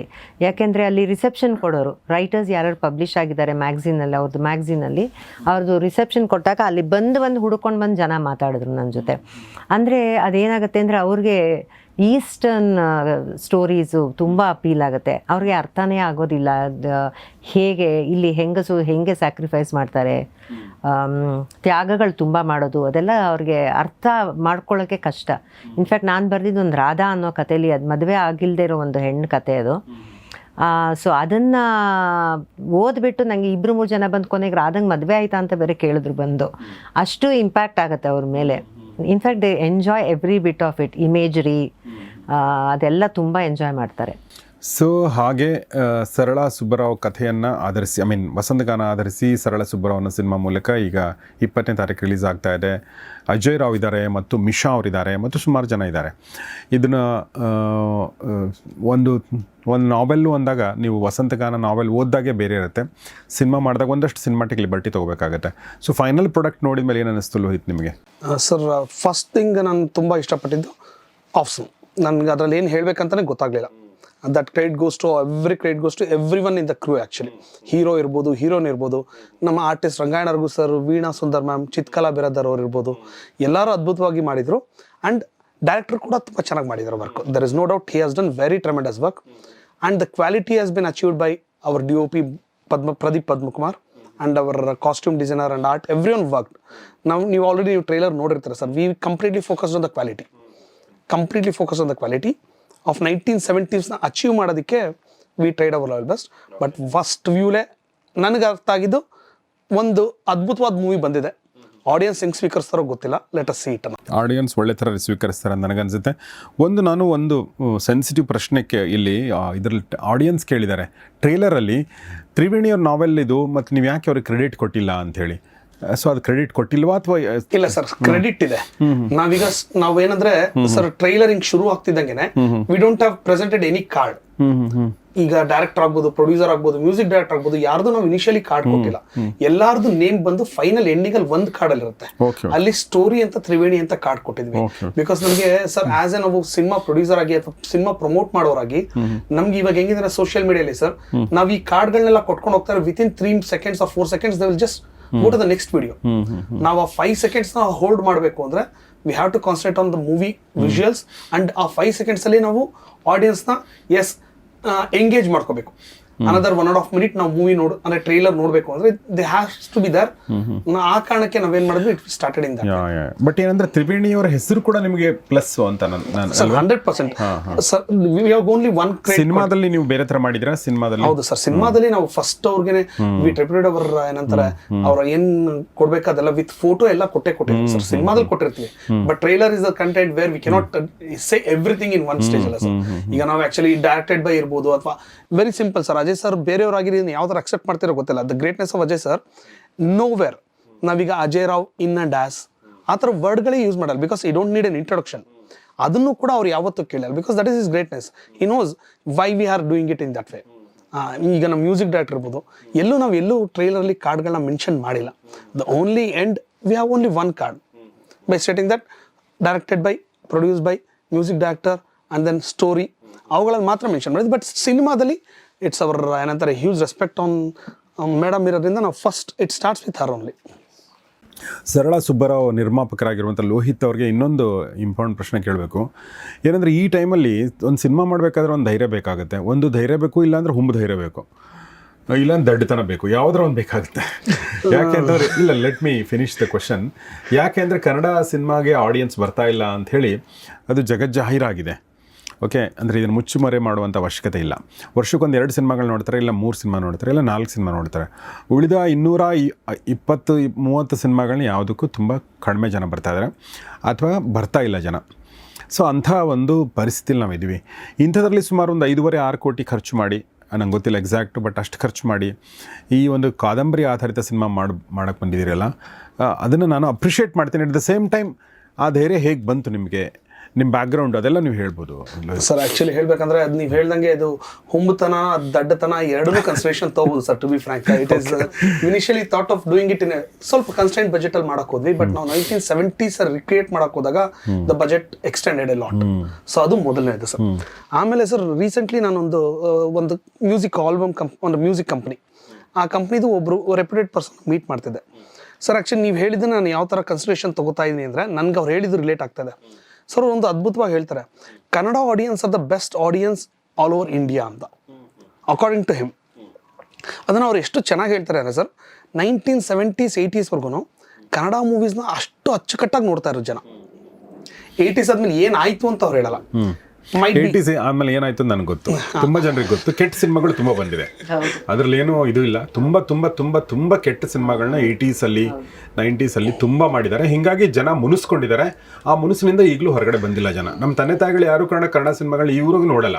ತುಂಬ ಜನ ಓಲ್ಡರ್ ಜನರೇಷನ್ ಯಾಕೆ ನೋಡಲ್ಲ ಅಂದರೆ ಕೆಟ್ಟ ಸಿನಿಮಾಗಳು ಬರ್ತವೆ ಅಂತ. ಆಬ್ವಿಯಸ್ಲಿ ಅದರಲ್ಲಿ ಏನು ಇದು ಇಲ್ಲ. Okay, anyway let me. ಅದಕ್ಕೆ ಅವ್ರೇನು ಹೇಳ್ತಾರೆ, ನಮ್ಮ ಕನ್ನಡ ಆಡಿಯನ್ಸ್ ಇಂಟೆಲಿಜೆನ್ಸ್ ಬಗ್ಗೆ ಅವ್ರು ಹೇಳ್ಬೇಕಾರೆ 80s ಆದಮೇಲೆ they shifted out 90s Telugu ಸಿನಿಮಾಗಳು ನೋಡೋಕೆ ಶುರು ಮಾಡ್ತಾರೆ ಜಾಸ್ತಿ. ಯಾಕೆಂದರೆ ತೆಲುಗು ಅವಾಗ ಕಮರ್ಷಿಯಲ್ನೆಸ್ ಜಾಸ್ತಿ ತೋರ್ಸೋಕೆ ಶುರು ಮಾಡಿದ್ರು. ಆ ರಿಚ್ನೆಸ್ಸು, ಆ ಏನಂತಾರೆ ಖರ್ಚುಗಳು ಮಾಡೋದು, ಒಂದೊಂದು ಫೈಟ್ಗೆ 10 ಕೋಟಿ ಖರ್ಚು ಮಾಡೋದು ಅಥವಾ 5 ಕೋಟಿ ಖರ್ಚು ಮಾಡೋವಂಥ ಸಿನಿಮಾ. ಸೊ ಅದನ್ನು ಅಟ್ರಾಕ್ಟ್ ಆಗಿ ಅದನ್ನು ನೋಡೋಕೆ ಶುರು ಮಾಡೋದು. ನೋಡಿ, ಇಲ್ಲಿ ಒಂದು ನಾನು ಇಂಟ್ರಪ್ಟ್ ಮಾಡ್ತೀನಿ. ಒಂದೇನೆಂದರೆ, ಯಾರು 70s ತನಕ ಸಿನಿಮಾ ನೋಡೋಕೆ ಶುರು ನೋಡ್ತಿದ್ರು, ಅವರು ಕೆಟ್ಟ ಸಿನಿಮಾಗಳು ಬರ್ತದೆ ಅಂತ ಹೇಳಿ ನೋಡಲಿಲ್ಲ. ಅದಾದ ನಂತರ ಹುಟ್ಟಿದಂಥ ಇನ್ನೊಂದು ಜನ್ರೇಷನ್ ಇರುತ್ತಲ್ಲ, ಅವರಿಗೆ ಕನ್ನಡ ಸಿನಿಮಾಗಳು ಇಷ್ಟ ಆಗಲಿಲ್ಲ. ಅವ್ರಿಗೆ ಒಳ್ಳೆ ಕಮರ್ಷಿಯಲ್ ಸಿನಿಮಾ ಬೇಕು. ಬಟ್ ಆ ಒಳ್ಳೆ ಕಮರ್ಷಿಯಲ್ ಸಿನಿಮಾಗಳು ಕೂಡ ಕನ್ನಡದಲ್ಲಿ ಆ ಟೈಮಲ್ಲಿ ಆ ಥರ ಬರ್ತಿರಲಿಲ್ಲ, ತೆಲುಗುನಲ್ಲಿ ಬಂದಾಗ. ಹೀಗಾಗಿ ತೆಲುಗುಗೆ ಶಿಫ್ಟ್ ಆದರು. ಹೊಸ ಜನ್ರೇಷನ್ ತೆಲುಗು ಹೋಯಿತು, ಕನ್ನಡ ಜನ್ರೇಷನ್ ಮನೇಲಿ ಕುಂತ್ಕೊಂತು. ಅಲ್ಲಿಗೆ ಕನ್ನಡ ಸಿನಿಮಾ ಈಗ ಮಲಯಾಳಂ ಸಿನಿಮಾ ಅಲ್ಲಿಗೆ ಬರ್ತದೆ ಸರ್. ಅದಾದ್ಮೇಲೆ ಇನ್ನು 2000 ಎರಾಸಲ್ಲಿ 2000 ಆ ಟೈಮಲ್ಲಿ 2005 Kannada completely shifted out to Tamil ಅಂತ. ಯಾಕೆಂದ್ರೆ ದಟ್ ಕಲ್ಟ್ನೆಸ್, ನೀವೇನದ ಆ ರಾನೆಸ್ ಎಲ್ಲ ತಮಿಳಲ್ಲಿ ತೋರ್ಸಕ್ ಶುರು ಮಾಡಿ, ಜೆನ್ಯೂನಿಟಿ ರಾನೆಸ್ ತೋರ್ಸಕ್ ಶುರು ಮಾಡಿದಾಗ ದೇ ಗಾಟ್ ಇಂಪ್ರೆಸ್ಡ್ ಅಂಡ್ ಅಲ್ಲಿಗೆ ನೋಡಕ್ ಶುರು ಮಾಡೋದಂತೆ. ಇನ್ 2015 ಆದ್ಮೇಲಿಂದ they are impressing with Malayalam movies, because ಅವ್ರದ್ದೊಂದು ಡಿಫ್ರೆಂಟ್ ಕೈಂಡ್ ಆಫ್ ಅಪ್ರೋಚ್ ಇರುತ್ತೆ, that naturality and even their work ಅದನ್ನು. So according to him, audience ಏನು ದಡ್ರಲ್ಲ, ಆಡಿಯನ್ಸ್ ಏನು ಸಿನಿಮಾ ನೋಡೋದಲ್ಲೇ ಇಲ್ಲ. They are not coming to the theatres for watching Kannada cinemas. ಅವ್ರು ಇನ್ನೂ ಒಂದು ಹೇಳ್ತಾರೆ sir, all over India other than Hindi language ಬಿಟ್ಟು ಮಾಡೋಣ sir, wherever it is, north India ಬಿಟ್ಟು. ನೀವು if you consider south India, Bengaluru is the hub where we have more audience for Hindi. If you consider Kerala ಬಿಟ್ಟು ನೀವು ಬೇರೆ any ಊರು ತೊಗೊಂಡ್ರು, the next place is Bangalore where we have huge audience for Malayalam movies. It's same in Telugu and Tamil. ಈಗ ನೀವು Telugu cinema ಅವ್ರ ಏನಂತಾರೆ ತೆಲಂಗಾಣ ಆಂಧ್ರ ಬಿಟ್ಟು ಬೇರೆ ಕಡೆ ಇನ್ನೆಲ್ಲ ರಿಲೀಸ್ ಆದ್ರು ತುಂಬ ಚೆನ್ನಾಗಿ ಓಡೋದು, ಅದರ್ ದ್ಯಾನ್ ಕರ್ನಾಟಕ ಎಲ್ಲೂ ಇಲ್ಲ. ಬೆಂಗಳೂರು ಕರ್ನಾಟಕ ತಮಿಳು ಅಷ್ಟೇ sir. So we are watching movies, there is no doubt. We are watching quality movies irrespective of the language. ಕನ್ನಡನ ಬಗ್ಗೆ ನಮ್ಗೆ ಅಭಿಮಾನ ಇದೆ ಮತ್ತು ಚಿತ್ರರಂಗದ ರಾತ್ರ ಅನ್ಕೋಬಾರ್ದು. ಕನ್ನಡದ ಬಗ್ಗೆ ಅಭಿಮಾನ ಇದೆ, ಬಟ್ ಕನ್ನಡ ಅಭಿಮಾನದ ಹೆಸರಲ್ಲಿ ಕೆಟ್ಟ ಸಿನಿಮಾಗಳು ನೋಡೋಕೆ ನಾವು ರೆಡಿ ಇಲ್ಲ. ಒಳ್ಳೆ ಸಿನಿಮಾಗಳನ್ನ ಬಂದು ಮಾಡಿದ್ರೆ ನಾವು ಖಂಡಿತ ನೋಡ್ತೀವಿ. ಹೋದ ವರ್ಷ ಒಂದು ಒಳ್ಳೆ ಸಿನಿಮಾ ಗೆಲ್ಸಿದ್ರು ಸರ್, ಅದಕ್ಕಿಂತ ಹಿಂದಿನ ವರ್ಷ ಒಳ್ಳೆ ಸಿನಿಮಾಗಳನ್ನ ಗೆಲ್ಸಿದ್ರೆ. Audience are very intelligent, they are not looking after content ಒಂದನೇ ಕಾನ್ಸಂಟ್ರೇಟ್ ಮಾಡ್ತಾರೆ ಸರ್. ನಾವೀಗ ಏನಂತೀವಿ, ಅವ್ರಿಗೆ ಕಂಟೆಂಟ್ ಇಷ್ಟ ಆದ್ರೆ ಯಾರು ಏನು ಅವ್ರು even they won't accept it sir. ಅವ್ರು ಬರ್ತಾರೆ, ಸಿನಿಮಾ ನೋಡ್ತಾರೆ, ಅವ್ರು ಗೆಲ್ಲಿಸ್ತಾರೆ. ಸೊ ನಾವು ಏನಂತ ಕನ್ಸಿಡರೇಷನ್ ಮಾಡ್ಕೋಬೇಕು, ನಮ್ಮ ಸಿನಿಮಾನ ಅವ್ರು ಇಷ್ಟಪಟ್ಟರೆ ನಾವು ಕಂಟೆಂಟ್ ಒಳ್ಳೆ ಕೊಟ್ಟಿದ್ದೀವಿ, ಜನ ನೋಡ್ಲಿಲ್ಲ ಅಂದ್ರೆ so we failed in that as a movie makers. Either it is a producer ಇರ್ಬೋದು, ಡೈರೆಕ್ಟರ್ ಇರ್ಬೋದು, however it is, as a movie makers everyone becomes a movie maker, everyone worked together. So ನಾವು ಅವ್ರಿಗೆ ಒಳ್ಳೆ content ಕೊಡೋಕ್ಕಾಗಿಲ್ಲ ಅಂತ ನಾವು next prepare ಆಗಬೇಕಾಗತ್ತೆ. So we try to give the best contents, ಗೆಲ್ಲಿಸ್ಬೋದು. ಯಾವುದು ಒಳ್ಳೆ ಸಿನಿಮಾ ಮೊನ್ನೆ ಇನ್ನೊಂದು ಯಾರ ಮಾತಾಡ್ಬೇಕಾದ್ರೆ ಈ ಇಯರಲ್ಲಿ ಲಾಸ್ಟ್ ಇಯರ್ ಬಂದಿರೋ ಕೆಲವು ಒಳ್ಳೆ ಸಿನಿಮಾಗಳನ್ನ ನಾವು ಜನ ನೋಡಿಲ್ಲ ಅನ್ನೋ ಥರ ಮಾತುಕತೆ ಬರ್ತಾ ಇತ್ತು. ಬಟ್ ಆ್ಯಕ್ಚುಲಿ ಏನಪ್ಪ ಅಂದ್ರೆ ಪಾಸಿಬಲಿ ಅದ್ರ ಜೊತೆಗೆ ಸರ್ ನಾವು ರೀಚ್ ಮಾಡ್ಸೋಕ್ಕಾಗಿರಲ್ಲ. ಈಗ ಮುಂಚೆ ಥರ ಸರ್ ಒಂದು ಸಿನಿಮಾ 1 ವರ್ಷ ಇರಲ್ಲ, ಒಂದು ವಾರದಲ್ಲಿ ನಮ್ಗೆ ಆಡಿಯನ್ ಅದನ್ನು ತಗೊಳ್ಳಿಲ್ಲ ಅಂದರೆ ಮುಂದಿನ ವಾರಕ್ಕೆ ಆಲ್ರೆಡಿ ಥಿಯೇಟ್ರಿಂದ ತೆಗೆದು ಬೇರೆ ಕಡೆ ಹಾಕ್ತಾರೆ. ಒಂದು ವಾರ ಅಲ್ಲ, 3 ದಿನ 4 ದಿನ ಅಷ್ಟೇ. ಅದು ನೆಕ್ಸ್ಟ್ ವೀಕಲ್ಲಿ ಆಫ್ಟರ್ 1 ಮಂತ್ ಆದಮೇಲೆ ಜನ OTT ಹೋಗಿ ನೋಡ್ತಾರೆ. ಸೊ ಅವಾಗ ನೋಡಿ ಈ ಸಿನಿಮಾ ತುಂಬ ಚೆನ್ನಾಗಿತ್ತು. ಈಗ ಸಿಂಪಲ್ ಹೇಳ್ಬೇಕಂದ್ರೆ ಅಜ್ಞಾತವಾಸಿ ಅಂತ ರಂಗಾಯಣ ಹೋಗಿ ಸರ್ ಒಂದು ಸಿನಿಮಾ ಬಂತು ಸರ್. ಸೊ ಅದನ್ನು ತುಂಬ ಇಷ್ಟಪಟ್ಟು ಮಾಡಿದ್ರು, ತುಂಬ ಚೆನ್ನಾಗಿದೆ ಮೂವಿ. ನಾನು ನೋಡಿದ್ರಲ್ಲಿ one of the very good content movie. But ಥಿಯೇಟ್ರಲ್ಲಿ ಜನ ಅಕ್ಸೆಪ್ಟ್ ಮಾಡಲಿಲ್ಲ. But when it went to OTT it's very massive name ಬಂತು. ಆ ಥರ ತುಂಬ ಮೂವಿಗಳಿದೆ. ಕೆಲವೊಂದು ಸಿನಿಮಾಗಳು ಥಿಯೇಟ್ರಲ್ಲಿ ಜನ ನೋಡದೆ ಇದ್ದು OTTನಲ್ಲಿ ನೋಡಿದರೆ ಅದು ಒಂದು ಹಂತದ ರಿಕಗ್ನಿಷನ್ನೇ. ಯಾಕೆ ಅಂದರೆ ರಿಕಗ್ನಿಷನ್ ಅಂದರೆ ಅದು ನಿಮಗೆ ದುಡ್ಡು ತಂದು ಕೊಡುತ್ತೆ ಪ್ರೊಡ್ಯೂಸರ್ಗೆ, ನೀವು OTTನಲ್ಲಿ ನೋಡಿದರೆ. ಎರಡನೇದು ಅವಕಾಶಗಳು ಸಿಗ್ತವೆ ಆ್ಯಕ್ಟರ್ಗಳಿಗಾಗಲಿ ಡೈರೆಕ್ಟರ್ಗಾಗಲಿ. ಮತ್ತು ಬೇಕಾಗಿರೋದು ಏನು ಹೇಳಿ, ದುಡ್ಡು ಬೇಕಾಗಿದೆ, ರಿಕಗ್ನಿಷನ್ ಬೇಕಾಗಿದೆ. ಥಿಯೇಟ್ರಿಂದ ಬಂದರೂ ಅಷ್ಟೇ, ನಿಮಗೆ OTTಯಿಂದ ಬಂದರೂ ಅಷ್ಟೇ ಅಲ್ವಾ? ತುಂಬ ಡಿಫ್ರೆನ್ಸ್ ಬರುತ್ತೆ ಸರ್, ತುಂಬ ಡಿಫ್ರೆನ್ಸ್ ಬರುತ್ತೆ. ಸೊ ನೀವು ಥಿಯೇಟ್ರಿಂದ ಬಂದಾಗ ಜನ ಬಂದು ನೋಡಿದ್ರೆ that is very huge amount. ನಾವು ಹಾಕಿರೋ ದುಡ್ಡೆಲ್ಲ ರಿಕವರ್ ಮಾಡೋಕ್ಕೆ. OTTಲಿ ಬರೋದು to be frank it's compare to theatrical value it's a peanut. Yes ಅದು ಅಗ್ರಿ ವಿತ್ ದೆಮ್. ಅಂದರೆ ದೊಡ್ಡ ಮಟ್ಟದ ಹಿಟ್ ಆಗಿ ನೀವು ಥಿಯೇಟ್ರಲ್ಲಿ ದೊಡ್ಡ ಮಟ್ಟದ ದುಡ್ಡು ಬಂದರೆ ಅದು ಬೇರೆ ಲೆವೆಲ್ ಬಿಡಿ. ನೀವು ಇಂಥ 100 ಸಿನಿಮಾಗಳು ಮಾಡೋಕ್ಕೆ ಒಂದೇ ಸಿನಿಮಾನೇ ಶಕ್ತಿ ಕೊಟ್ಬಿಡ್ತಾರೆ ಜನ ಅಲ್ವಾ? ನಿಮಗೆ OTTನಲ್ಲಿ ಹಿಟ್ ಆಗಿದೆ ಅಂದರೆ ಕೂಡ ಅಷ್ಟು ದೊಡ್ಡ ಮಟ್ಟದ ದುಡ್ಡು ಬರಲ್ಲ. ನೀವು ಹಾಕಿರೋ ದುಡ್ಡಲ್ಲಿ ಅರ್ಧ ಬರ್ಬೋದು, ಇಲ್ಲ ಅಂದರೆ ಒಂದು ಕಾಲು ಭಾಗ ಬರ್ಬೋದು. ತುಂಬ ಲಕ್ಕಿ ಇದ್ದರೆ ನೀವು ಹಾಕಿರೋ ದುಡ್ಡು ವಾಪಸ್ ಬರ್ಬೋದು ಚೆನ್ನಾಗಿ ನೋಡಿದರೆ. ಅಲ್ಲೂ ಕೂಡ ಇಲ್ಲೆಷ್ಟು ಕಾಂಪಿಟೇಷನ್ ಇದೆಯೋ OTTನಲ್ಲೂ ಅಷ್ಟೇ ಕಾಂಪಿಟೇಷನ್ ಇದೆ. ಹೀಗಾಗಿ ನನಗಿರುವಂಥ ಒಂದು ವಾರಕ್ಕೆ ನಾನು ಸಂಜೆ ನಂಗೆ ಸಿಗುತ್ತೆ, ಮೂಡ್ ಎಷ್ಟು ದಿನ ಇರುತ್ತೆ ನಂಗೆ, ವಾರಕ್ಕೆ 1 ಸಲ ಅಥವಾ 2 ನೋಡ್ಬೋದು. ಅಲ್ಲಿ 100 ಸಿನಿಮಾಗಳು ಬಂದಿರ್ತವೆ, ನಾನು ಯಾಕೆ ಕನ್ನಡನೇ ನೋಡಬೇಕು, ಕನ್ನಡದಲ್ಲಂಥ ಕ್ವಾಲಿಟಿ ಇದೆಯಾ ಅನ್ನೋದು ಕೂಡ ಜನ ನೋಡಿಕೊಂಡು ಅಲ್ಲೂ ಕೂಡ ನೋಡ್ತಾರೆ. ಹೀಗಾಗಿ ಅಂದರೆ ನಾನು ರಿಕಗ್ನಿಷನ್ ವಿಚಾರದಲ್ಲಿ ಅದು ಕೂಡ ನಿಮಗೆ ಒಳ್ಳೆ ರಿಕಗ್ನಿಷನ್ ಕೊಡುತ್ತೆ ಅನ್ನೋ ದೃಷ್ಟಿಯಿಂದ ಹೇಳಿದೆ. ಸೊ ಆ ಥರ ತಿಳ್ಕೊಂಡಿರೋದ್ರಿಂದ ಒಂದು ಒಳ್ಳೆ ಸಿನಿಮಾ ನೀವು ಮಾಡಿರ್ತೀರಿ ಅಂತ ನಾನು ಅನ್ಕೋತೀನಿ, ಈ ಎಲ್ಲ ವಿಚಾರ ಮಾಡಿರೋದ್ರಿಂದ. ಮೇಡಮ್, ಇನ್ನೊಂದು ಪ್ರಶ್ನೆ ಕೇಳಬೇಕು ಅಂದ್ಕೊಂಡೆ. ಈಗ ತ್ರಿವೇಣಿಯವರು ನಾವೆಲ್ಗಳನ್ನ ಸಿನಿಮಾ ಮಾಡಿರೋಂಥದ್ದು ನಾವು ಶರಪಂಜರ, ಹಣ್ಣೆಲೆ ಚಿಗುರಿದಾಗ, ಆಮೇಲೆ ಬೆಳ್ಳಿ ಮೋಡ, ಕಂಕಣ, ಈ ಥರ ನಾವೆಲ್ ಬಗ್ಗೆ ಮಾತಾಡಿದ್ವಿ. ನೀವು ಆ ಸಿನಿಮಾಗಳನ್ನ ನೋಡಿರ್ತೀರ ಮತ್ತು ನಾವೆಲ್ಗಳನ್ನ ಕೂಡ ಓದಿರ್ತೀರ. ಯೂಶ್ವಲಿ ಒಬ್ಬ ನಾವೆಲಿಸ್ಟ್ಗೆ, ಈಗ ತ್ರಿವೇಣಿಯವರು ಇಲ್ಲದೆ ಇರೋದನ್ನು ನಿಮಗೆ ಈ ಪ್ರಶ್ನೆ ಕೇಳ್ತಾ ಇದ್ದೀನಿ, ಒಬ್ಬ ನಾವೆಲಿಸ್ಟ್ಗೆ ತನ್ನ ಒಂದು ಕೃತಿ ಸಿನಿಮಾ ಆಗೋದು ಸಹಜವಾಗಿ ಖುಷಿ ಕೊಡುತ್ತೆ. ಅಟ್ ದ ಸೇಮ್ ಟೈಮ್ ಕೆಲವೊಬ್ರಿಗೆ ಕನ್ಸರ್ನ್ ಇರುತ್ತೆ ಯಾವ ಥರ ಮಾಡ್ತಾರೆ ಅಂಥೇಳಿ. ಸೊ ಈ ಒಂದು ಸಿನಿಮಾಗಳು ಏನು ಬಂದಿದೆ, ಪುಟ್ಟಣ್ಣ ಕಣಗಾಲ್ ಅವರೇ ಅದರಲ್ಲಿ 2 ಸಿನಿಮಾಗಳು ಮಾಡಿರೋಂಥ, ಅದ್ರ ಬಗ್ಗೆ ನಿಮ್ಮ ಅನಿಸಿಕೆಗಳು ಏನು? ಐ ಥಿಂಕ್ ಪುಟ್ಟಣ್ಣ ಕಣಗಾಲು ನಮ್ಮ ತಾಯಿ ಬರೆದಿದ್ದ ನಾವೆಲ್ಗೆ ಹಾಗೇನೆ ಮಾಡಿದ್ದಾರೆ, ಏನು ಚೇಂಜಸ್ ಜಾಸ್ತಿ ನ್ಯಾಯ ಒದಗಿಸಿದ್ದಾರೆ. ನ್ಯಾಯ ಒದಗಿಸಿದ್ದಾರೆ ಮತ್ತು ಹಾಗೇ ಇದೆ ಅದು ನಾವೆಲ್ ಹೆಂಗಿದೆ ಹಾಗೇ ಇದೆ. ಬೆಳ್ಳಿ ಮೋಡ ಸಹ ಮತ್ತು ಶರಪಂಜರ ಸಹ ಹಾಗೆ ಇದೆ. ಸೊ ಅದರಿಂದ ನನ್ಗನ್ಸುತ್ತೆ ನಮ್ಮ ಅಮ್ಮ ಇದ್ದಿದ್ರೆ ಅದ್ರ ಬಗ್ಗೆ ಖುಷಿ ಪಟ್ಟಿರೋರು. ಅವರು ಹಣ್ಣೆಲೆ ಚಿಗುರಿದಾಗನೂ ಅದು ಅಷ್ಟೇ ಕರೆಕ್ಟಾಗಿ ಅದೇನಿದೆ, ಆ ಜೋಕ್ಸ್ ಏನೇನಿದೆ, ಕಾಮಿಡಿ ರಾಯರದು ಸೀನ್, ಅದು ಇನ್ನೊಂದು ಕಾಮಿಡಿ ನಾವೆಲ್ ಅವ್ರದ್ದು ಹಣ್ಣೆಲೆ ಚಿಗುರಿದಾಗ. ಸೊ ಅದೆಲ್ಲ ಹಾಗಾಗೆ ತಂದಿದ್ದಾರೆ ಪುಟ್ಟಣ್ಣ ಅವರು. ಮತ್ತು ಅವ್ರದ್ದು ಆ್ಯಕ್ಟಿಂಗ್ ಗೊತ್ತಲ್ಲ, ಅವರು he was very expert in getting the actors to act well, ಅದೊಂದಿದೆ. ಸೊ ನನಗನ್ಸುತ್ತೆ ನಮ್ಮ ತಾಯಿ ಒಂದು ನೋಡಲಿಲ್ಲ ಸಿನಿಮಾ ಆಗಿದ್ದು, ನೋಡ್ಲಿಲ್ವಾ ಯಾವ ಸಿನಿಮಾ? ಅದೊಂದು ತುಂಬಾ ಆಸೆ ಇತ್ತು ಒಂದು ಸಿನಿಮಾ ಆಗೋದು ನೋಡಬೇಕು ಅಂತ. ಅದು ಅವ್ರ ಜೀವಂತ ಇದ್ದಾಗ ಯಾವ ಸಿನಿಮಾಗಳು ನೋಡ್ಲೇ ಇಲ್ಲ ಅವರು. ಅವ್ರದ್ದು ಸಿನಿಮಾ ಆಗಿದೆ ಯಾವುದು ನೋಡ್ಲೇ ಇಲ್ಲ. ಸೊ ಅದು ಬಟ್ ನನಗನ್ಸೋದು ಅವ್ರಿಗೆ ಅದು ತೃಪ್ತಿಯಾಗಿರುತ್ತೆ. ಪುಟ್ಟಣ್ಣ ಕಣಗಾಲ್ ತೆಗ್ದಿರೋದು ತೃಪ್ತಿಯಾಗಿರುತ್ತೆ. ಪುಟ್ಟಣ್ಣ, ಕಲ್ಪನಾ, ನಮ್ಮ ಅಮ್ಮಂದು ಒಂಥರ ಕಾಂಬಿನೇಷನ್ನು. ಸೊ ಅವ್ರ 3 ಜನದ್ದು ಅದು ಇಟ್ ಈಸ್ ಅನ್ಬೀಟಬಲ್ ಅಂತ ನನಗನ್ಸೋದು. ಯಾ, ಈ ಸಿನಿಮಾ ನೋಡಿದ್ರೆ ನೀವು ಸರಳ ಸುಬ್ಬರಾವ್? ಇನ್ನೂ ಇಲ್ಲ, ನೋಡ್ಬೇಕು. ನಾನು ಎಲ್ಲರ ಜೊತೆ ನೋಡೋಣ ಅಂತ. ಎಸ್. ಸೊ ಹಾಗೆ ಎಲ್ಲರ ಜೊತೆ ನೋಡೋಕ್ಕೆ, ಅವ್ರ ಜೊತೆ ನೋಡೋಕ್ಕೆ ನಾವು ಕೂಡ ರೆಡಿಯಾಗಿದ್ದೀವಿ. ಶುಕ್ರವಾರ 20ನೇ ತಾರೀಕಿಗೆ ತೆರೆ ಕಾಣ್ತಾ ಇದೆ ಸರಳ ಸುಬ್ಬರಾವ್. ಕೊನೆಯದಾಗಿ ನಾನು ನಮ್ಮ ಲೋಹಿತ್ ಅವರು ಬೇಸಿಕಲಿ ಬಿಸ್ನೆಸ್ಸಲ್ಲಿ ಇದ್ದಂಥವ್ರು, ಆ್ಯಡ್ ಏಜೆನ್ಸಿ ಮಾಡೋದಂಥವ್ರು. ಓಕೆ, ನಿಮ್ಮ ಸಿನಿಮಾ ಪ್ರೀತಿ ಬಗ್ಗೆ ಏನು ಹೇಳಕ್ಕೆ ಇಷ್ಟಪಡ್ತೀರಾ? ಅಂದರೆ ನೀವೇನು ಸಿನಿಮಾ ಫ್ಯಾಮಿಲಿಯಿಂದ ಬಂದವರಲ್ಲ ಅಲ್ವಾ? ಸೊ ಹೀಗಾಗಿ ಈ ಸಿನಿಮಾ ಮಾಡಬೇಕು ಅನ್ನೋದು ಯಾಕೆ ಬಂತು ನಿಮ್ಮ ತಲೆಯಲ್ಲಿ? ಈ ಪ್ರೀತಿ ಬಗ್ಗೆ, ಸಿನಿಮಾ ಪ್ರೀತಿ ಬಗ್ಗೆ ಏನು ಹೇಳಕ್ಕೆ ಇಷ್ಟಪಡ್ತೀರಿ ಲೋಹಿತ್? ಸರ್, ಆಸೆಗಳು ತುಂಬ ಇತ್ತು ಮುಂಚೆಯಿಂದನೂ. ಬಟ್ ಸಡನ್ನಾಗಿ ನಾವು ಮಂಜು ಸ್ವರಾಜ್ ಅವ್ರನ್ನ ಮೀಟ್ ಮಾಡಿದ್ದು ಒಂದು ಸಿನಿಮಾ ಮಾಡ್ಬೇಕಂತಲ್ಲ sir. We met for different reason. ಒಂದು ಬೇರೆ ಕಾರಣಕ್ಕೆ ಮೀಟ್ ಮಾಡ್ತೀವಿ. ಅವರ ಒಂದು ಗೆಳೆತನ ಬೆಳೀತಾ ಹೋಗುತ್ತೆ. ಅವಾಗ ಅವ್ರೊಂದು ಮೂವಿ ಮುಗಿಸಿರ್ತಾರೆ. ಹಂಗೆ ಮಾತಾಡ್ತಾ ಸರ್ ಸಿನಿಮಾ ಮಾಡಬೇಕು ಅಂತ ನನಗೂ ಅನ್ನಿಸ್ತಾ ಇದೆ. ನಾವೇನಂದರೆ ಅವ್ರು ಆಲ್ರೆಡಿ 5 ಸಿನಿಮಾ ಮಾಡಿರೋಂಥವ್ರು, ದೊಡ್ಡ ಡೈರೆಕ್ಟ್ರು, ನಮಗೆಲ್ಲ ಅನ್ಬೋದೇನೋ ಅಂತ ನಮ್ಮ ಥಾಟು. ಅವರು ನಾವೇ ಒಂದು ಅಪ್ರೋಚ್ ಬರಲಿ ಅನ್ನೋ ಥರ ಅವ್ರ ಥಾಟ್ ಇತ್ತೇನೋ ಗೊತ್ತಿಲ್ಲ. Suddenly one day we had a discussion, sir ಮಾಡೋಣ ಅಂತ. ನಾವು ಆ್ಯಕ್ಚುಲಿ ಸರ್ ನನಗೆ ಸಿನಿಮಾ ಮೇಲೆ ಪ್ರೀತಿ, ಸಿನಿಮಾ ಮಾಡಬೇಕನ್ನೋ ಪ್ರೀತಿ ಆ ಲೆವೆಲ್ಗೇನಿರಲಿಲ್ಲ, ವೆರಿ ಫ್ರ್ಯಾಂಕ್ ಹೇಳ್ಬೇಕಂದ್ರೆ. ಬಟ್ ಅದು ಶುರು ಆದಮೇಲೆ ಅದ್ರ ಮೇಲೆ ಪ್ರೀತಿ ಜಾಸ್ತಿ ಆಗ್ತಾ ಹೋಗ್ತು. So when the process of making movie, so ಎಲ್ಲರೂ ಇರ್ಬೋದು, ನಮ್ಮ ಆರ್ಟಿಸ್ಟ್ಗಳಿರ್ಬೋದು, technicians, we have a very huge technicians ಇರ್ತಾರಲ್ಲ ಸರ್. ಸಿನಿಮಾ ಮಾಡ್ಬೇಕಾದ್ರೆ ಒಂದು 100 ಜನ ಇರ್ತಾರಲ್ಲ, ಅವ್ರಗಳ ಜೊತೆ ಒಡನಾಟಗಳೆಲ್ಲ ಬರ್ತಾ ಸಿನಿಮಾ ಮೇಲಿನ ಪ್ರೀತಿ ಜಾಸ್ತಿ ಆಗ್ತಾ ಹೋಗ್ತು. ಅದು ಈ ಒಂದು ವರ್ಡಲ್ಲಿ ಹೇಳ್ಬೇಕಾದ್ರೆ ಅದು ಒಂದು ಟೈಮ್ ಹುಚ್ಚು ಪ್ರೀತಿನೂ ಆಯಿತು. ಒಂದು ಟೈಮ್ ಹುಚ್ಚು ಪ್ರೀತಿನೂ ಆಯಿತು. ಹುಚ್ಚು ಪ್ರೀತಿ ಇಲ್ಲಾಂದ್ರೆ ಆಗಲ್ಲ ಬಿಡಿ ಸಿನಿಮಾ ಮಾಡ್ಬೇಕಂದ್ರೆ. ಮದುವೆ ಮಾಡಿ ನೋಡು, ಮನೆ ಕಟ್ಟಿ ನೋಡು, ಸಿನಿಮಾ ಮಾಡಿ ನೋಡು. ಓಕೆ, ಸೊ ಹಾಗೆ ಇಟ್ಸ್ ನಾಟ್ ಈಸಿ ಸಿನಿಮಾ ಮಾಡುವಂಥದ್ದು. ಓಕೆ, ನಿಮಗೆ ಮುಂದಿನ ಕನಸುಗಳೇನು? ನಿಮ್ಮದು ಯಾವ ಥರ ಸಿನಿಮಾ, ನಿಮ್ಮ ಕನ್ನಡ ಇಂಡಸ್ಟ್ರಿ ಬಗ್ಗೆ, ನಿಮ್ಮ ಸಿನಿಮಾಗಳ ಬಗ್ಗೆ ಏನಾದರೂ any plans that you have? Sir, ಇದೆ 100% ಇದೆ ಸರ್. ನೀವು ಹೇಳ್ದಂಗೆ ಇನ್ನೂ ಒಂದು ನನ್ನ ಸ್ನೇಹಿತರುಗಳು ಕೆಲವರು ಈಗ ಆ್ಯಕ್ಚುಲಿ ಈ ಸಿನಿಮಾದಲ್ಲಿ ವರ್ಕ್ ಮಾಡಿರೋಂಥವ್ರು, they have their own scripts, actually writers ಇದ್ದಾರೆ. ಆ್ಯಂಡ್ ನನಗೆ ಆ್ಯಕ್ಚುಲಿ ಒಳ್ಳೆ ಕ್ರೂ ಇದೆ ಸರ್. ಹೇಳಬೇಕು ಅಂದರೆ ಐ ಆಮ್ ಫೀಲಿಂಗ್ ಲೈಕ್ ನಾಳೆ ದಿನ ನನಗೆ ಒಂದು ಸಿನಿಮಾ ಸ್ಟಾರ್ಟ್ ಮಾಡಬೇಕಂದ್ರೆ ವಿ ಹ್ಯಾವ್ ಎವ್ರಿಥಿಂಗ್ ಅನ್ನೋ ಥರ ನನಗೊಂದು ಈಗ ಫೀಲ್ ಇದೆ, ಫ್ಯಾಮಿಲಿ ಇದೆ ಅನ್ನೋ ಥರ. DOP ಇರ್ಬೋದು, ಆ್ಯಂಡ್ ದೆನ್ ಆರ್ಟ್ ಡೈರೆಕ್ಟರ್, ಎಲ್ಲರೂ ನಮಗೆ ಆ ಲೆವೆಲ್ ಇರೋದ್ರಿಂದ ನೆಕ್ಸ್ಟ್ ಇನ್ನೊಂದು ಸಿನಿಮಾ ಸದ್ಯದಲ್ಲೇ ಸ್ಟಾರ್ಟ್ ಮಾಡಬೇಕು. ಇದು ಏನಂದರೆ ಈ ಮೂವಿ ರಿಸಲ್ಟ್ ನೋಡಿಕೊಂಡು. ಸೊ ಈ ಮೂವಿ ರಿಸಲ್ಟ್ ಏನಾರು ಆಗಲಿ ಮಾಡೋದಿದ್ದೇ ಇರುತ್ತೆ ಸರ್. ಆ ಟೈಮ್ ಸ್ಪ್ಯಾನ್ ಏನನ್ನೋದು ನಮ್ಗೆ ಈ ಸಿನಿಮಾ ರಿಸಲ್ಟ್ ಕೊಡುತ್ತೆ. ಸೊ ಹಾಗೆ ಅವ್ರ ಸಿನಿಮಾ ಬೇಗ ಮಾಡೋ ಥರ ನೀವು ಮಾಡೋ ನಿಮ್ಮ ಕೈಯಲ್ಲಿದೆ, ಅದು ಹೋಗಿ ಜನ ನೋಡಬೇಕು. ಇತ್ತೀಚೆಗೆ ಒಂದು ವಲವಾರ ಅನ್ನೋ ಸಿನಿಮಾದ ಬಗ್ಗೆ ಒಳ್ಳೆ ಒಪಿನಿಯನ್ ಬಂದಿದೆ. ಸೊ ಆ ಥರ ಸಿನಿಮಾಗಳು ಬಂದಾಗ ಹೋಗಿ ನೋಡುವಂಥದ್ದು ಭಾಳ ಮುಖ್ಯ.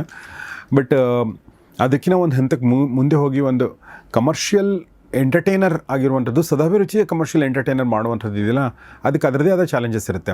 ಅದರಲ್ಲಿ ಮುಖ್ಯವಾದ ಚಾಲೆಂಜ್ ಬರುವಂಥದ್ದೇ ಒಂದು ಸ್ಟಾರ್ ಕಾಸ್ಟು, ಆಮೇಲೆ ದುಡ್ಡು. ಕಮರ್ಷಿಯಲ್ ಅಂದಾಗ ದುಡ್ಡು ಜಾಸ್ತಿ ಹೋಗುವಂಥದ್ದು. ಸೊ ಅದೆಲ್ಲ ವಾಪಸ್ ಬರಬೇಕಂದ್ರೆ ಒಂದು ಹಂತದ ಪ್ರೀತಿ, ಜನರ ಪ್ರೀತಿ ಸಿಗಬೇಕಾಗುತ್ತೆ. ಅದು ಸಿಗುತ್ತೆ ಅಂತ ನಾನು ಹಾರೈಸ್ತಾ ನಾನು ಈ ಸಂದರ್ಶನ ಮುಗಿಸ್ತಾ ಇದ್ದೀನಿ. ಮೇಡಮ್, ಮೀರಾ ಶಂಕರ್ ಅವರಿಗೆ ನಾನು ತುಂಬ ಧನ್ಯವಾದ ಹೇಳಕ್ಕೆ ಇಷ್ಟಪಡ್ತೀನಿ. ನಮ್ಮ ಜೊತೆಗೆ ನೀವು ಮಾತಾಡಿದ್ರಿ, ನಮ್ಮ ಸ್ಟುಡಿಯೋಗೆ ಬಂದ್ರಿ. ತ್ರಿವೇಣಿಯವರ ಮಗಳನ್ನ ನೋಡಿದ್ದು ನಮಗೆ, ತ್ರಿವೇಣಿಯವ್ರು ನೋಡೋದಷ್ಟೇ ನಮಗೆ ಖುಷಿ, ಅವ್ರ ಅಭಿಮಾನಿಯಾಗಿ. Thank you very much. Lohith ಅವರೇ, ತುಂಬ ಥ್ಯಾಂಕ್ಸ್ ನಮ್ಮ ಜೊತೆಗೆ ನೀವು ಮಾತಾಡಿದ್ರಿ ಮತ್ತು ಈ ಸಿನಿಮಾ ಮಾಡಿಕೊಂಡು ಕನ್ನಡ ಇಂಡಸ್ಟ್ರಿಗೆ ನೀವು ಬರ್ತಾಯಿದ್ದೀರಾ. ಮೊದಲ ಹೆಜ್ಜೆ ಇಟ್ಟಿದ್ದೀರಾ ನಿರ್ಮಾಪಕನಾಗಿ. ಈ ಹೆಜ್ಜೆ ಬಂಗಾರದ ಹೆಜ್ಜೆ ಆಗಲಿ ಮತ್ತು ನಿಮಗೆ ಈ ಮುಂದೆ ಒಳ್ಳೆಯ ಸಿನಿಮಾಗಳು ಮಾಡುವಂಥ ಶಕ್ತಿ ಕನ್ನಡ ಪ್ರೇಕ್ಷಕರು ಕೊಡಲಿ ಅಂತ ಹಾರೈಸ್ತೀನಿ. Thank you very much. So ಸ್ನೇಹಿತರೆ, ಇದು ಗೌರಿ ಶಕ್ಕಿ ಸ್ಟುಡಿಯೋದ ವಿಶೇಷ ಸಂದರ್ಶನಗಳಲ್ಲಿ ಒಂದು. ಯಾಕೆ ಅಂತಂದರೆ ತ್ರಿವೇಣಿಯವರ ಮಗಳು ನಮ್ಮ ಸ್ಟುಡಿಯೋಗೆ ಬಂದು ಮಾತಾಡಿದ್ದಾರೆ. ಇನ್ನೊಂದು ಕಾರಣ ಏನು ಅಂದರೆ ತ್ರಿವೇಣಿಯವರ ಸಿನಿಮಾ ನಿರ್ಮಾಣ ಮಾಡಿದಂಥ ವ್ಯಕ್ತಿ ಲೋಹಿತ್ ಅವ್ರು ಬಂದಿದ್ದಾರೆ. ಹೀಗಾಗಿ ವೆರಿ ಹ್ಯಾಪಿ ಅಬೌಟ್ ದಿಸ್. ಆದರೆ ನಾವು ಹ್ಯಾಪಿಯಾಗಿ ಮಾತಾಡಿ ಅಲ್ಲಿಗೆ ನಿಂತರೆ ಅದಾಗಲ್ಲ. ನೀವು ಇಡೀ ಕಾರ್ಯಕ್ರಮ ಮಾಡುವಂಥ ಉದ್ದೇಶ, ನೀವು 20ನೇ ತಾರೀಕಿಗೆ ಹೋಗಿ ಥಿಯೇಟ್ರಿಗೆ ಹೋಗಿ ಅಜಯ್ ರಾವ್ ಅಭಿಮಾನಿಗಳು ಸಾಕಷ್ಟು ಜನ ಸಂಖ್ಯೆಯಲ್ಲಿ ಇರ್ತೀರ. ನೀವು ಅಜಯ್ ರಾವ್ ಅಭಿಮಾನಿಗಳು, ಅಜಯ್ ರಾವ್ ಅಭಿಮಾನಿಗಳ ತಂದೆ ತಾಯಂದರು, ಅಂದರೆ ಕಮರ್ಷಿಯಲ್ ಸಿನಿಮಾಗಳನ್ನ ನೋಡೋದು ಬಿಟ್ಟಿರ್ತಾರಲ್ಲ, ಅಂಥವರು ಕೂಡ ಈ ಸಿನಿಮಾನ ನೋಡ್ಬೋದು. ಇಡೀ ಫ್ಯಾಮಿಲಿ ಹೋಗಿ ಕೂತ್ಕೊಂಡು ನೋಡುವಂಥ ಸಿನಿಮಾ. ಇದನ್ನು ನಾನು ಭಾಳಷ್ಟು ಸಲ ಹೇಳಲ್ಲ, ನಿರ್ದೇಶಕರು ಹೇಳ್ತಿರ್ತಾರೆ. ಬಟ್ ನನಗೆ ಅನ್ನಿಸ್ತಾ ಇದೆ ಇಡೀ ಕುಟುಂಬ ಹೋಗಿ ನೋಡುವಂಥ ಸಿನಿಮಾ ಇತ್ತೀಚಿನ ದಿನಗಳಲ್ಲಿ ಯಾವುದಾದ್ರು ಬರ್ತಾ ಇದೆ ಅಂದರೆ ಅದು ಸರಳ ಸುಬ್ಬರಾವ್. ಹೋಗಿ ನೋಡಿ ಮತ್ತು ನಿಮ್ಮೆಲ್ಲ ಸ್ನೇಹಿತರೊಂದಿಗೆ ಶೇರ್ ಮಾಡಿ. ನೋಡ್ತಾರೆ ಗೌರಿ ಶಕ್ಕಿ ಸ್ಟುಡಿಯೋ, ನೋಡ್ತಾರೆ ಒಳ್ಳೆ ಸಿನಿಮಾಗಳನ್ನ ನೋಡಿ. ಸರಳ Subbarao on 20th of February. ನಮಸ್ಕಾರ.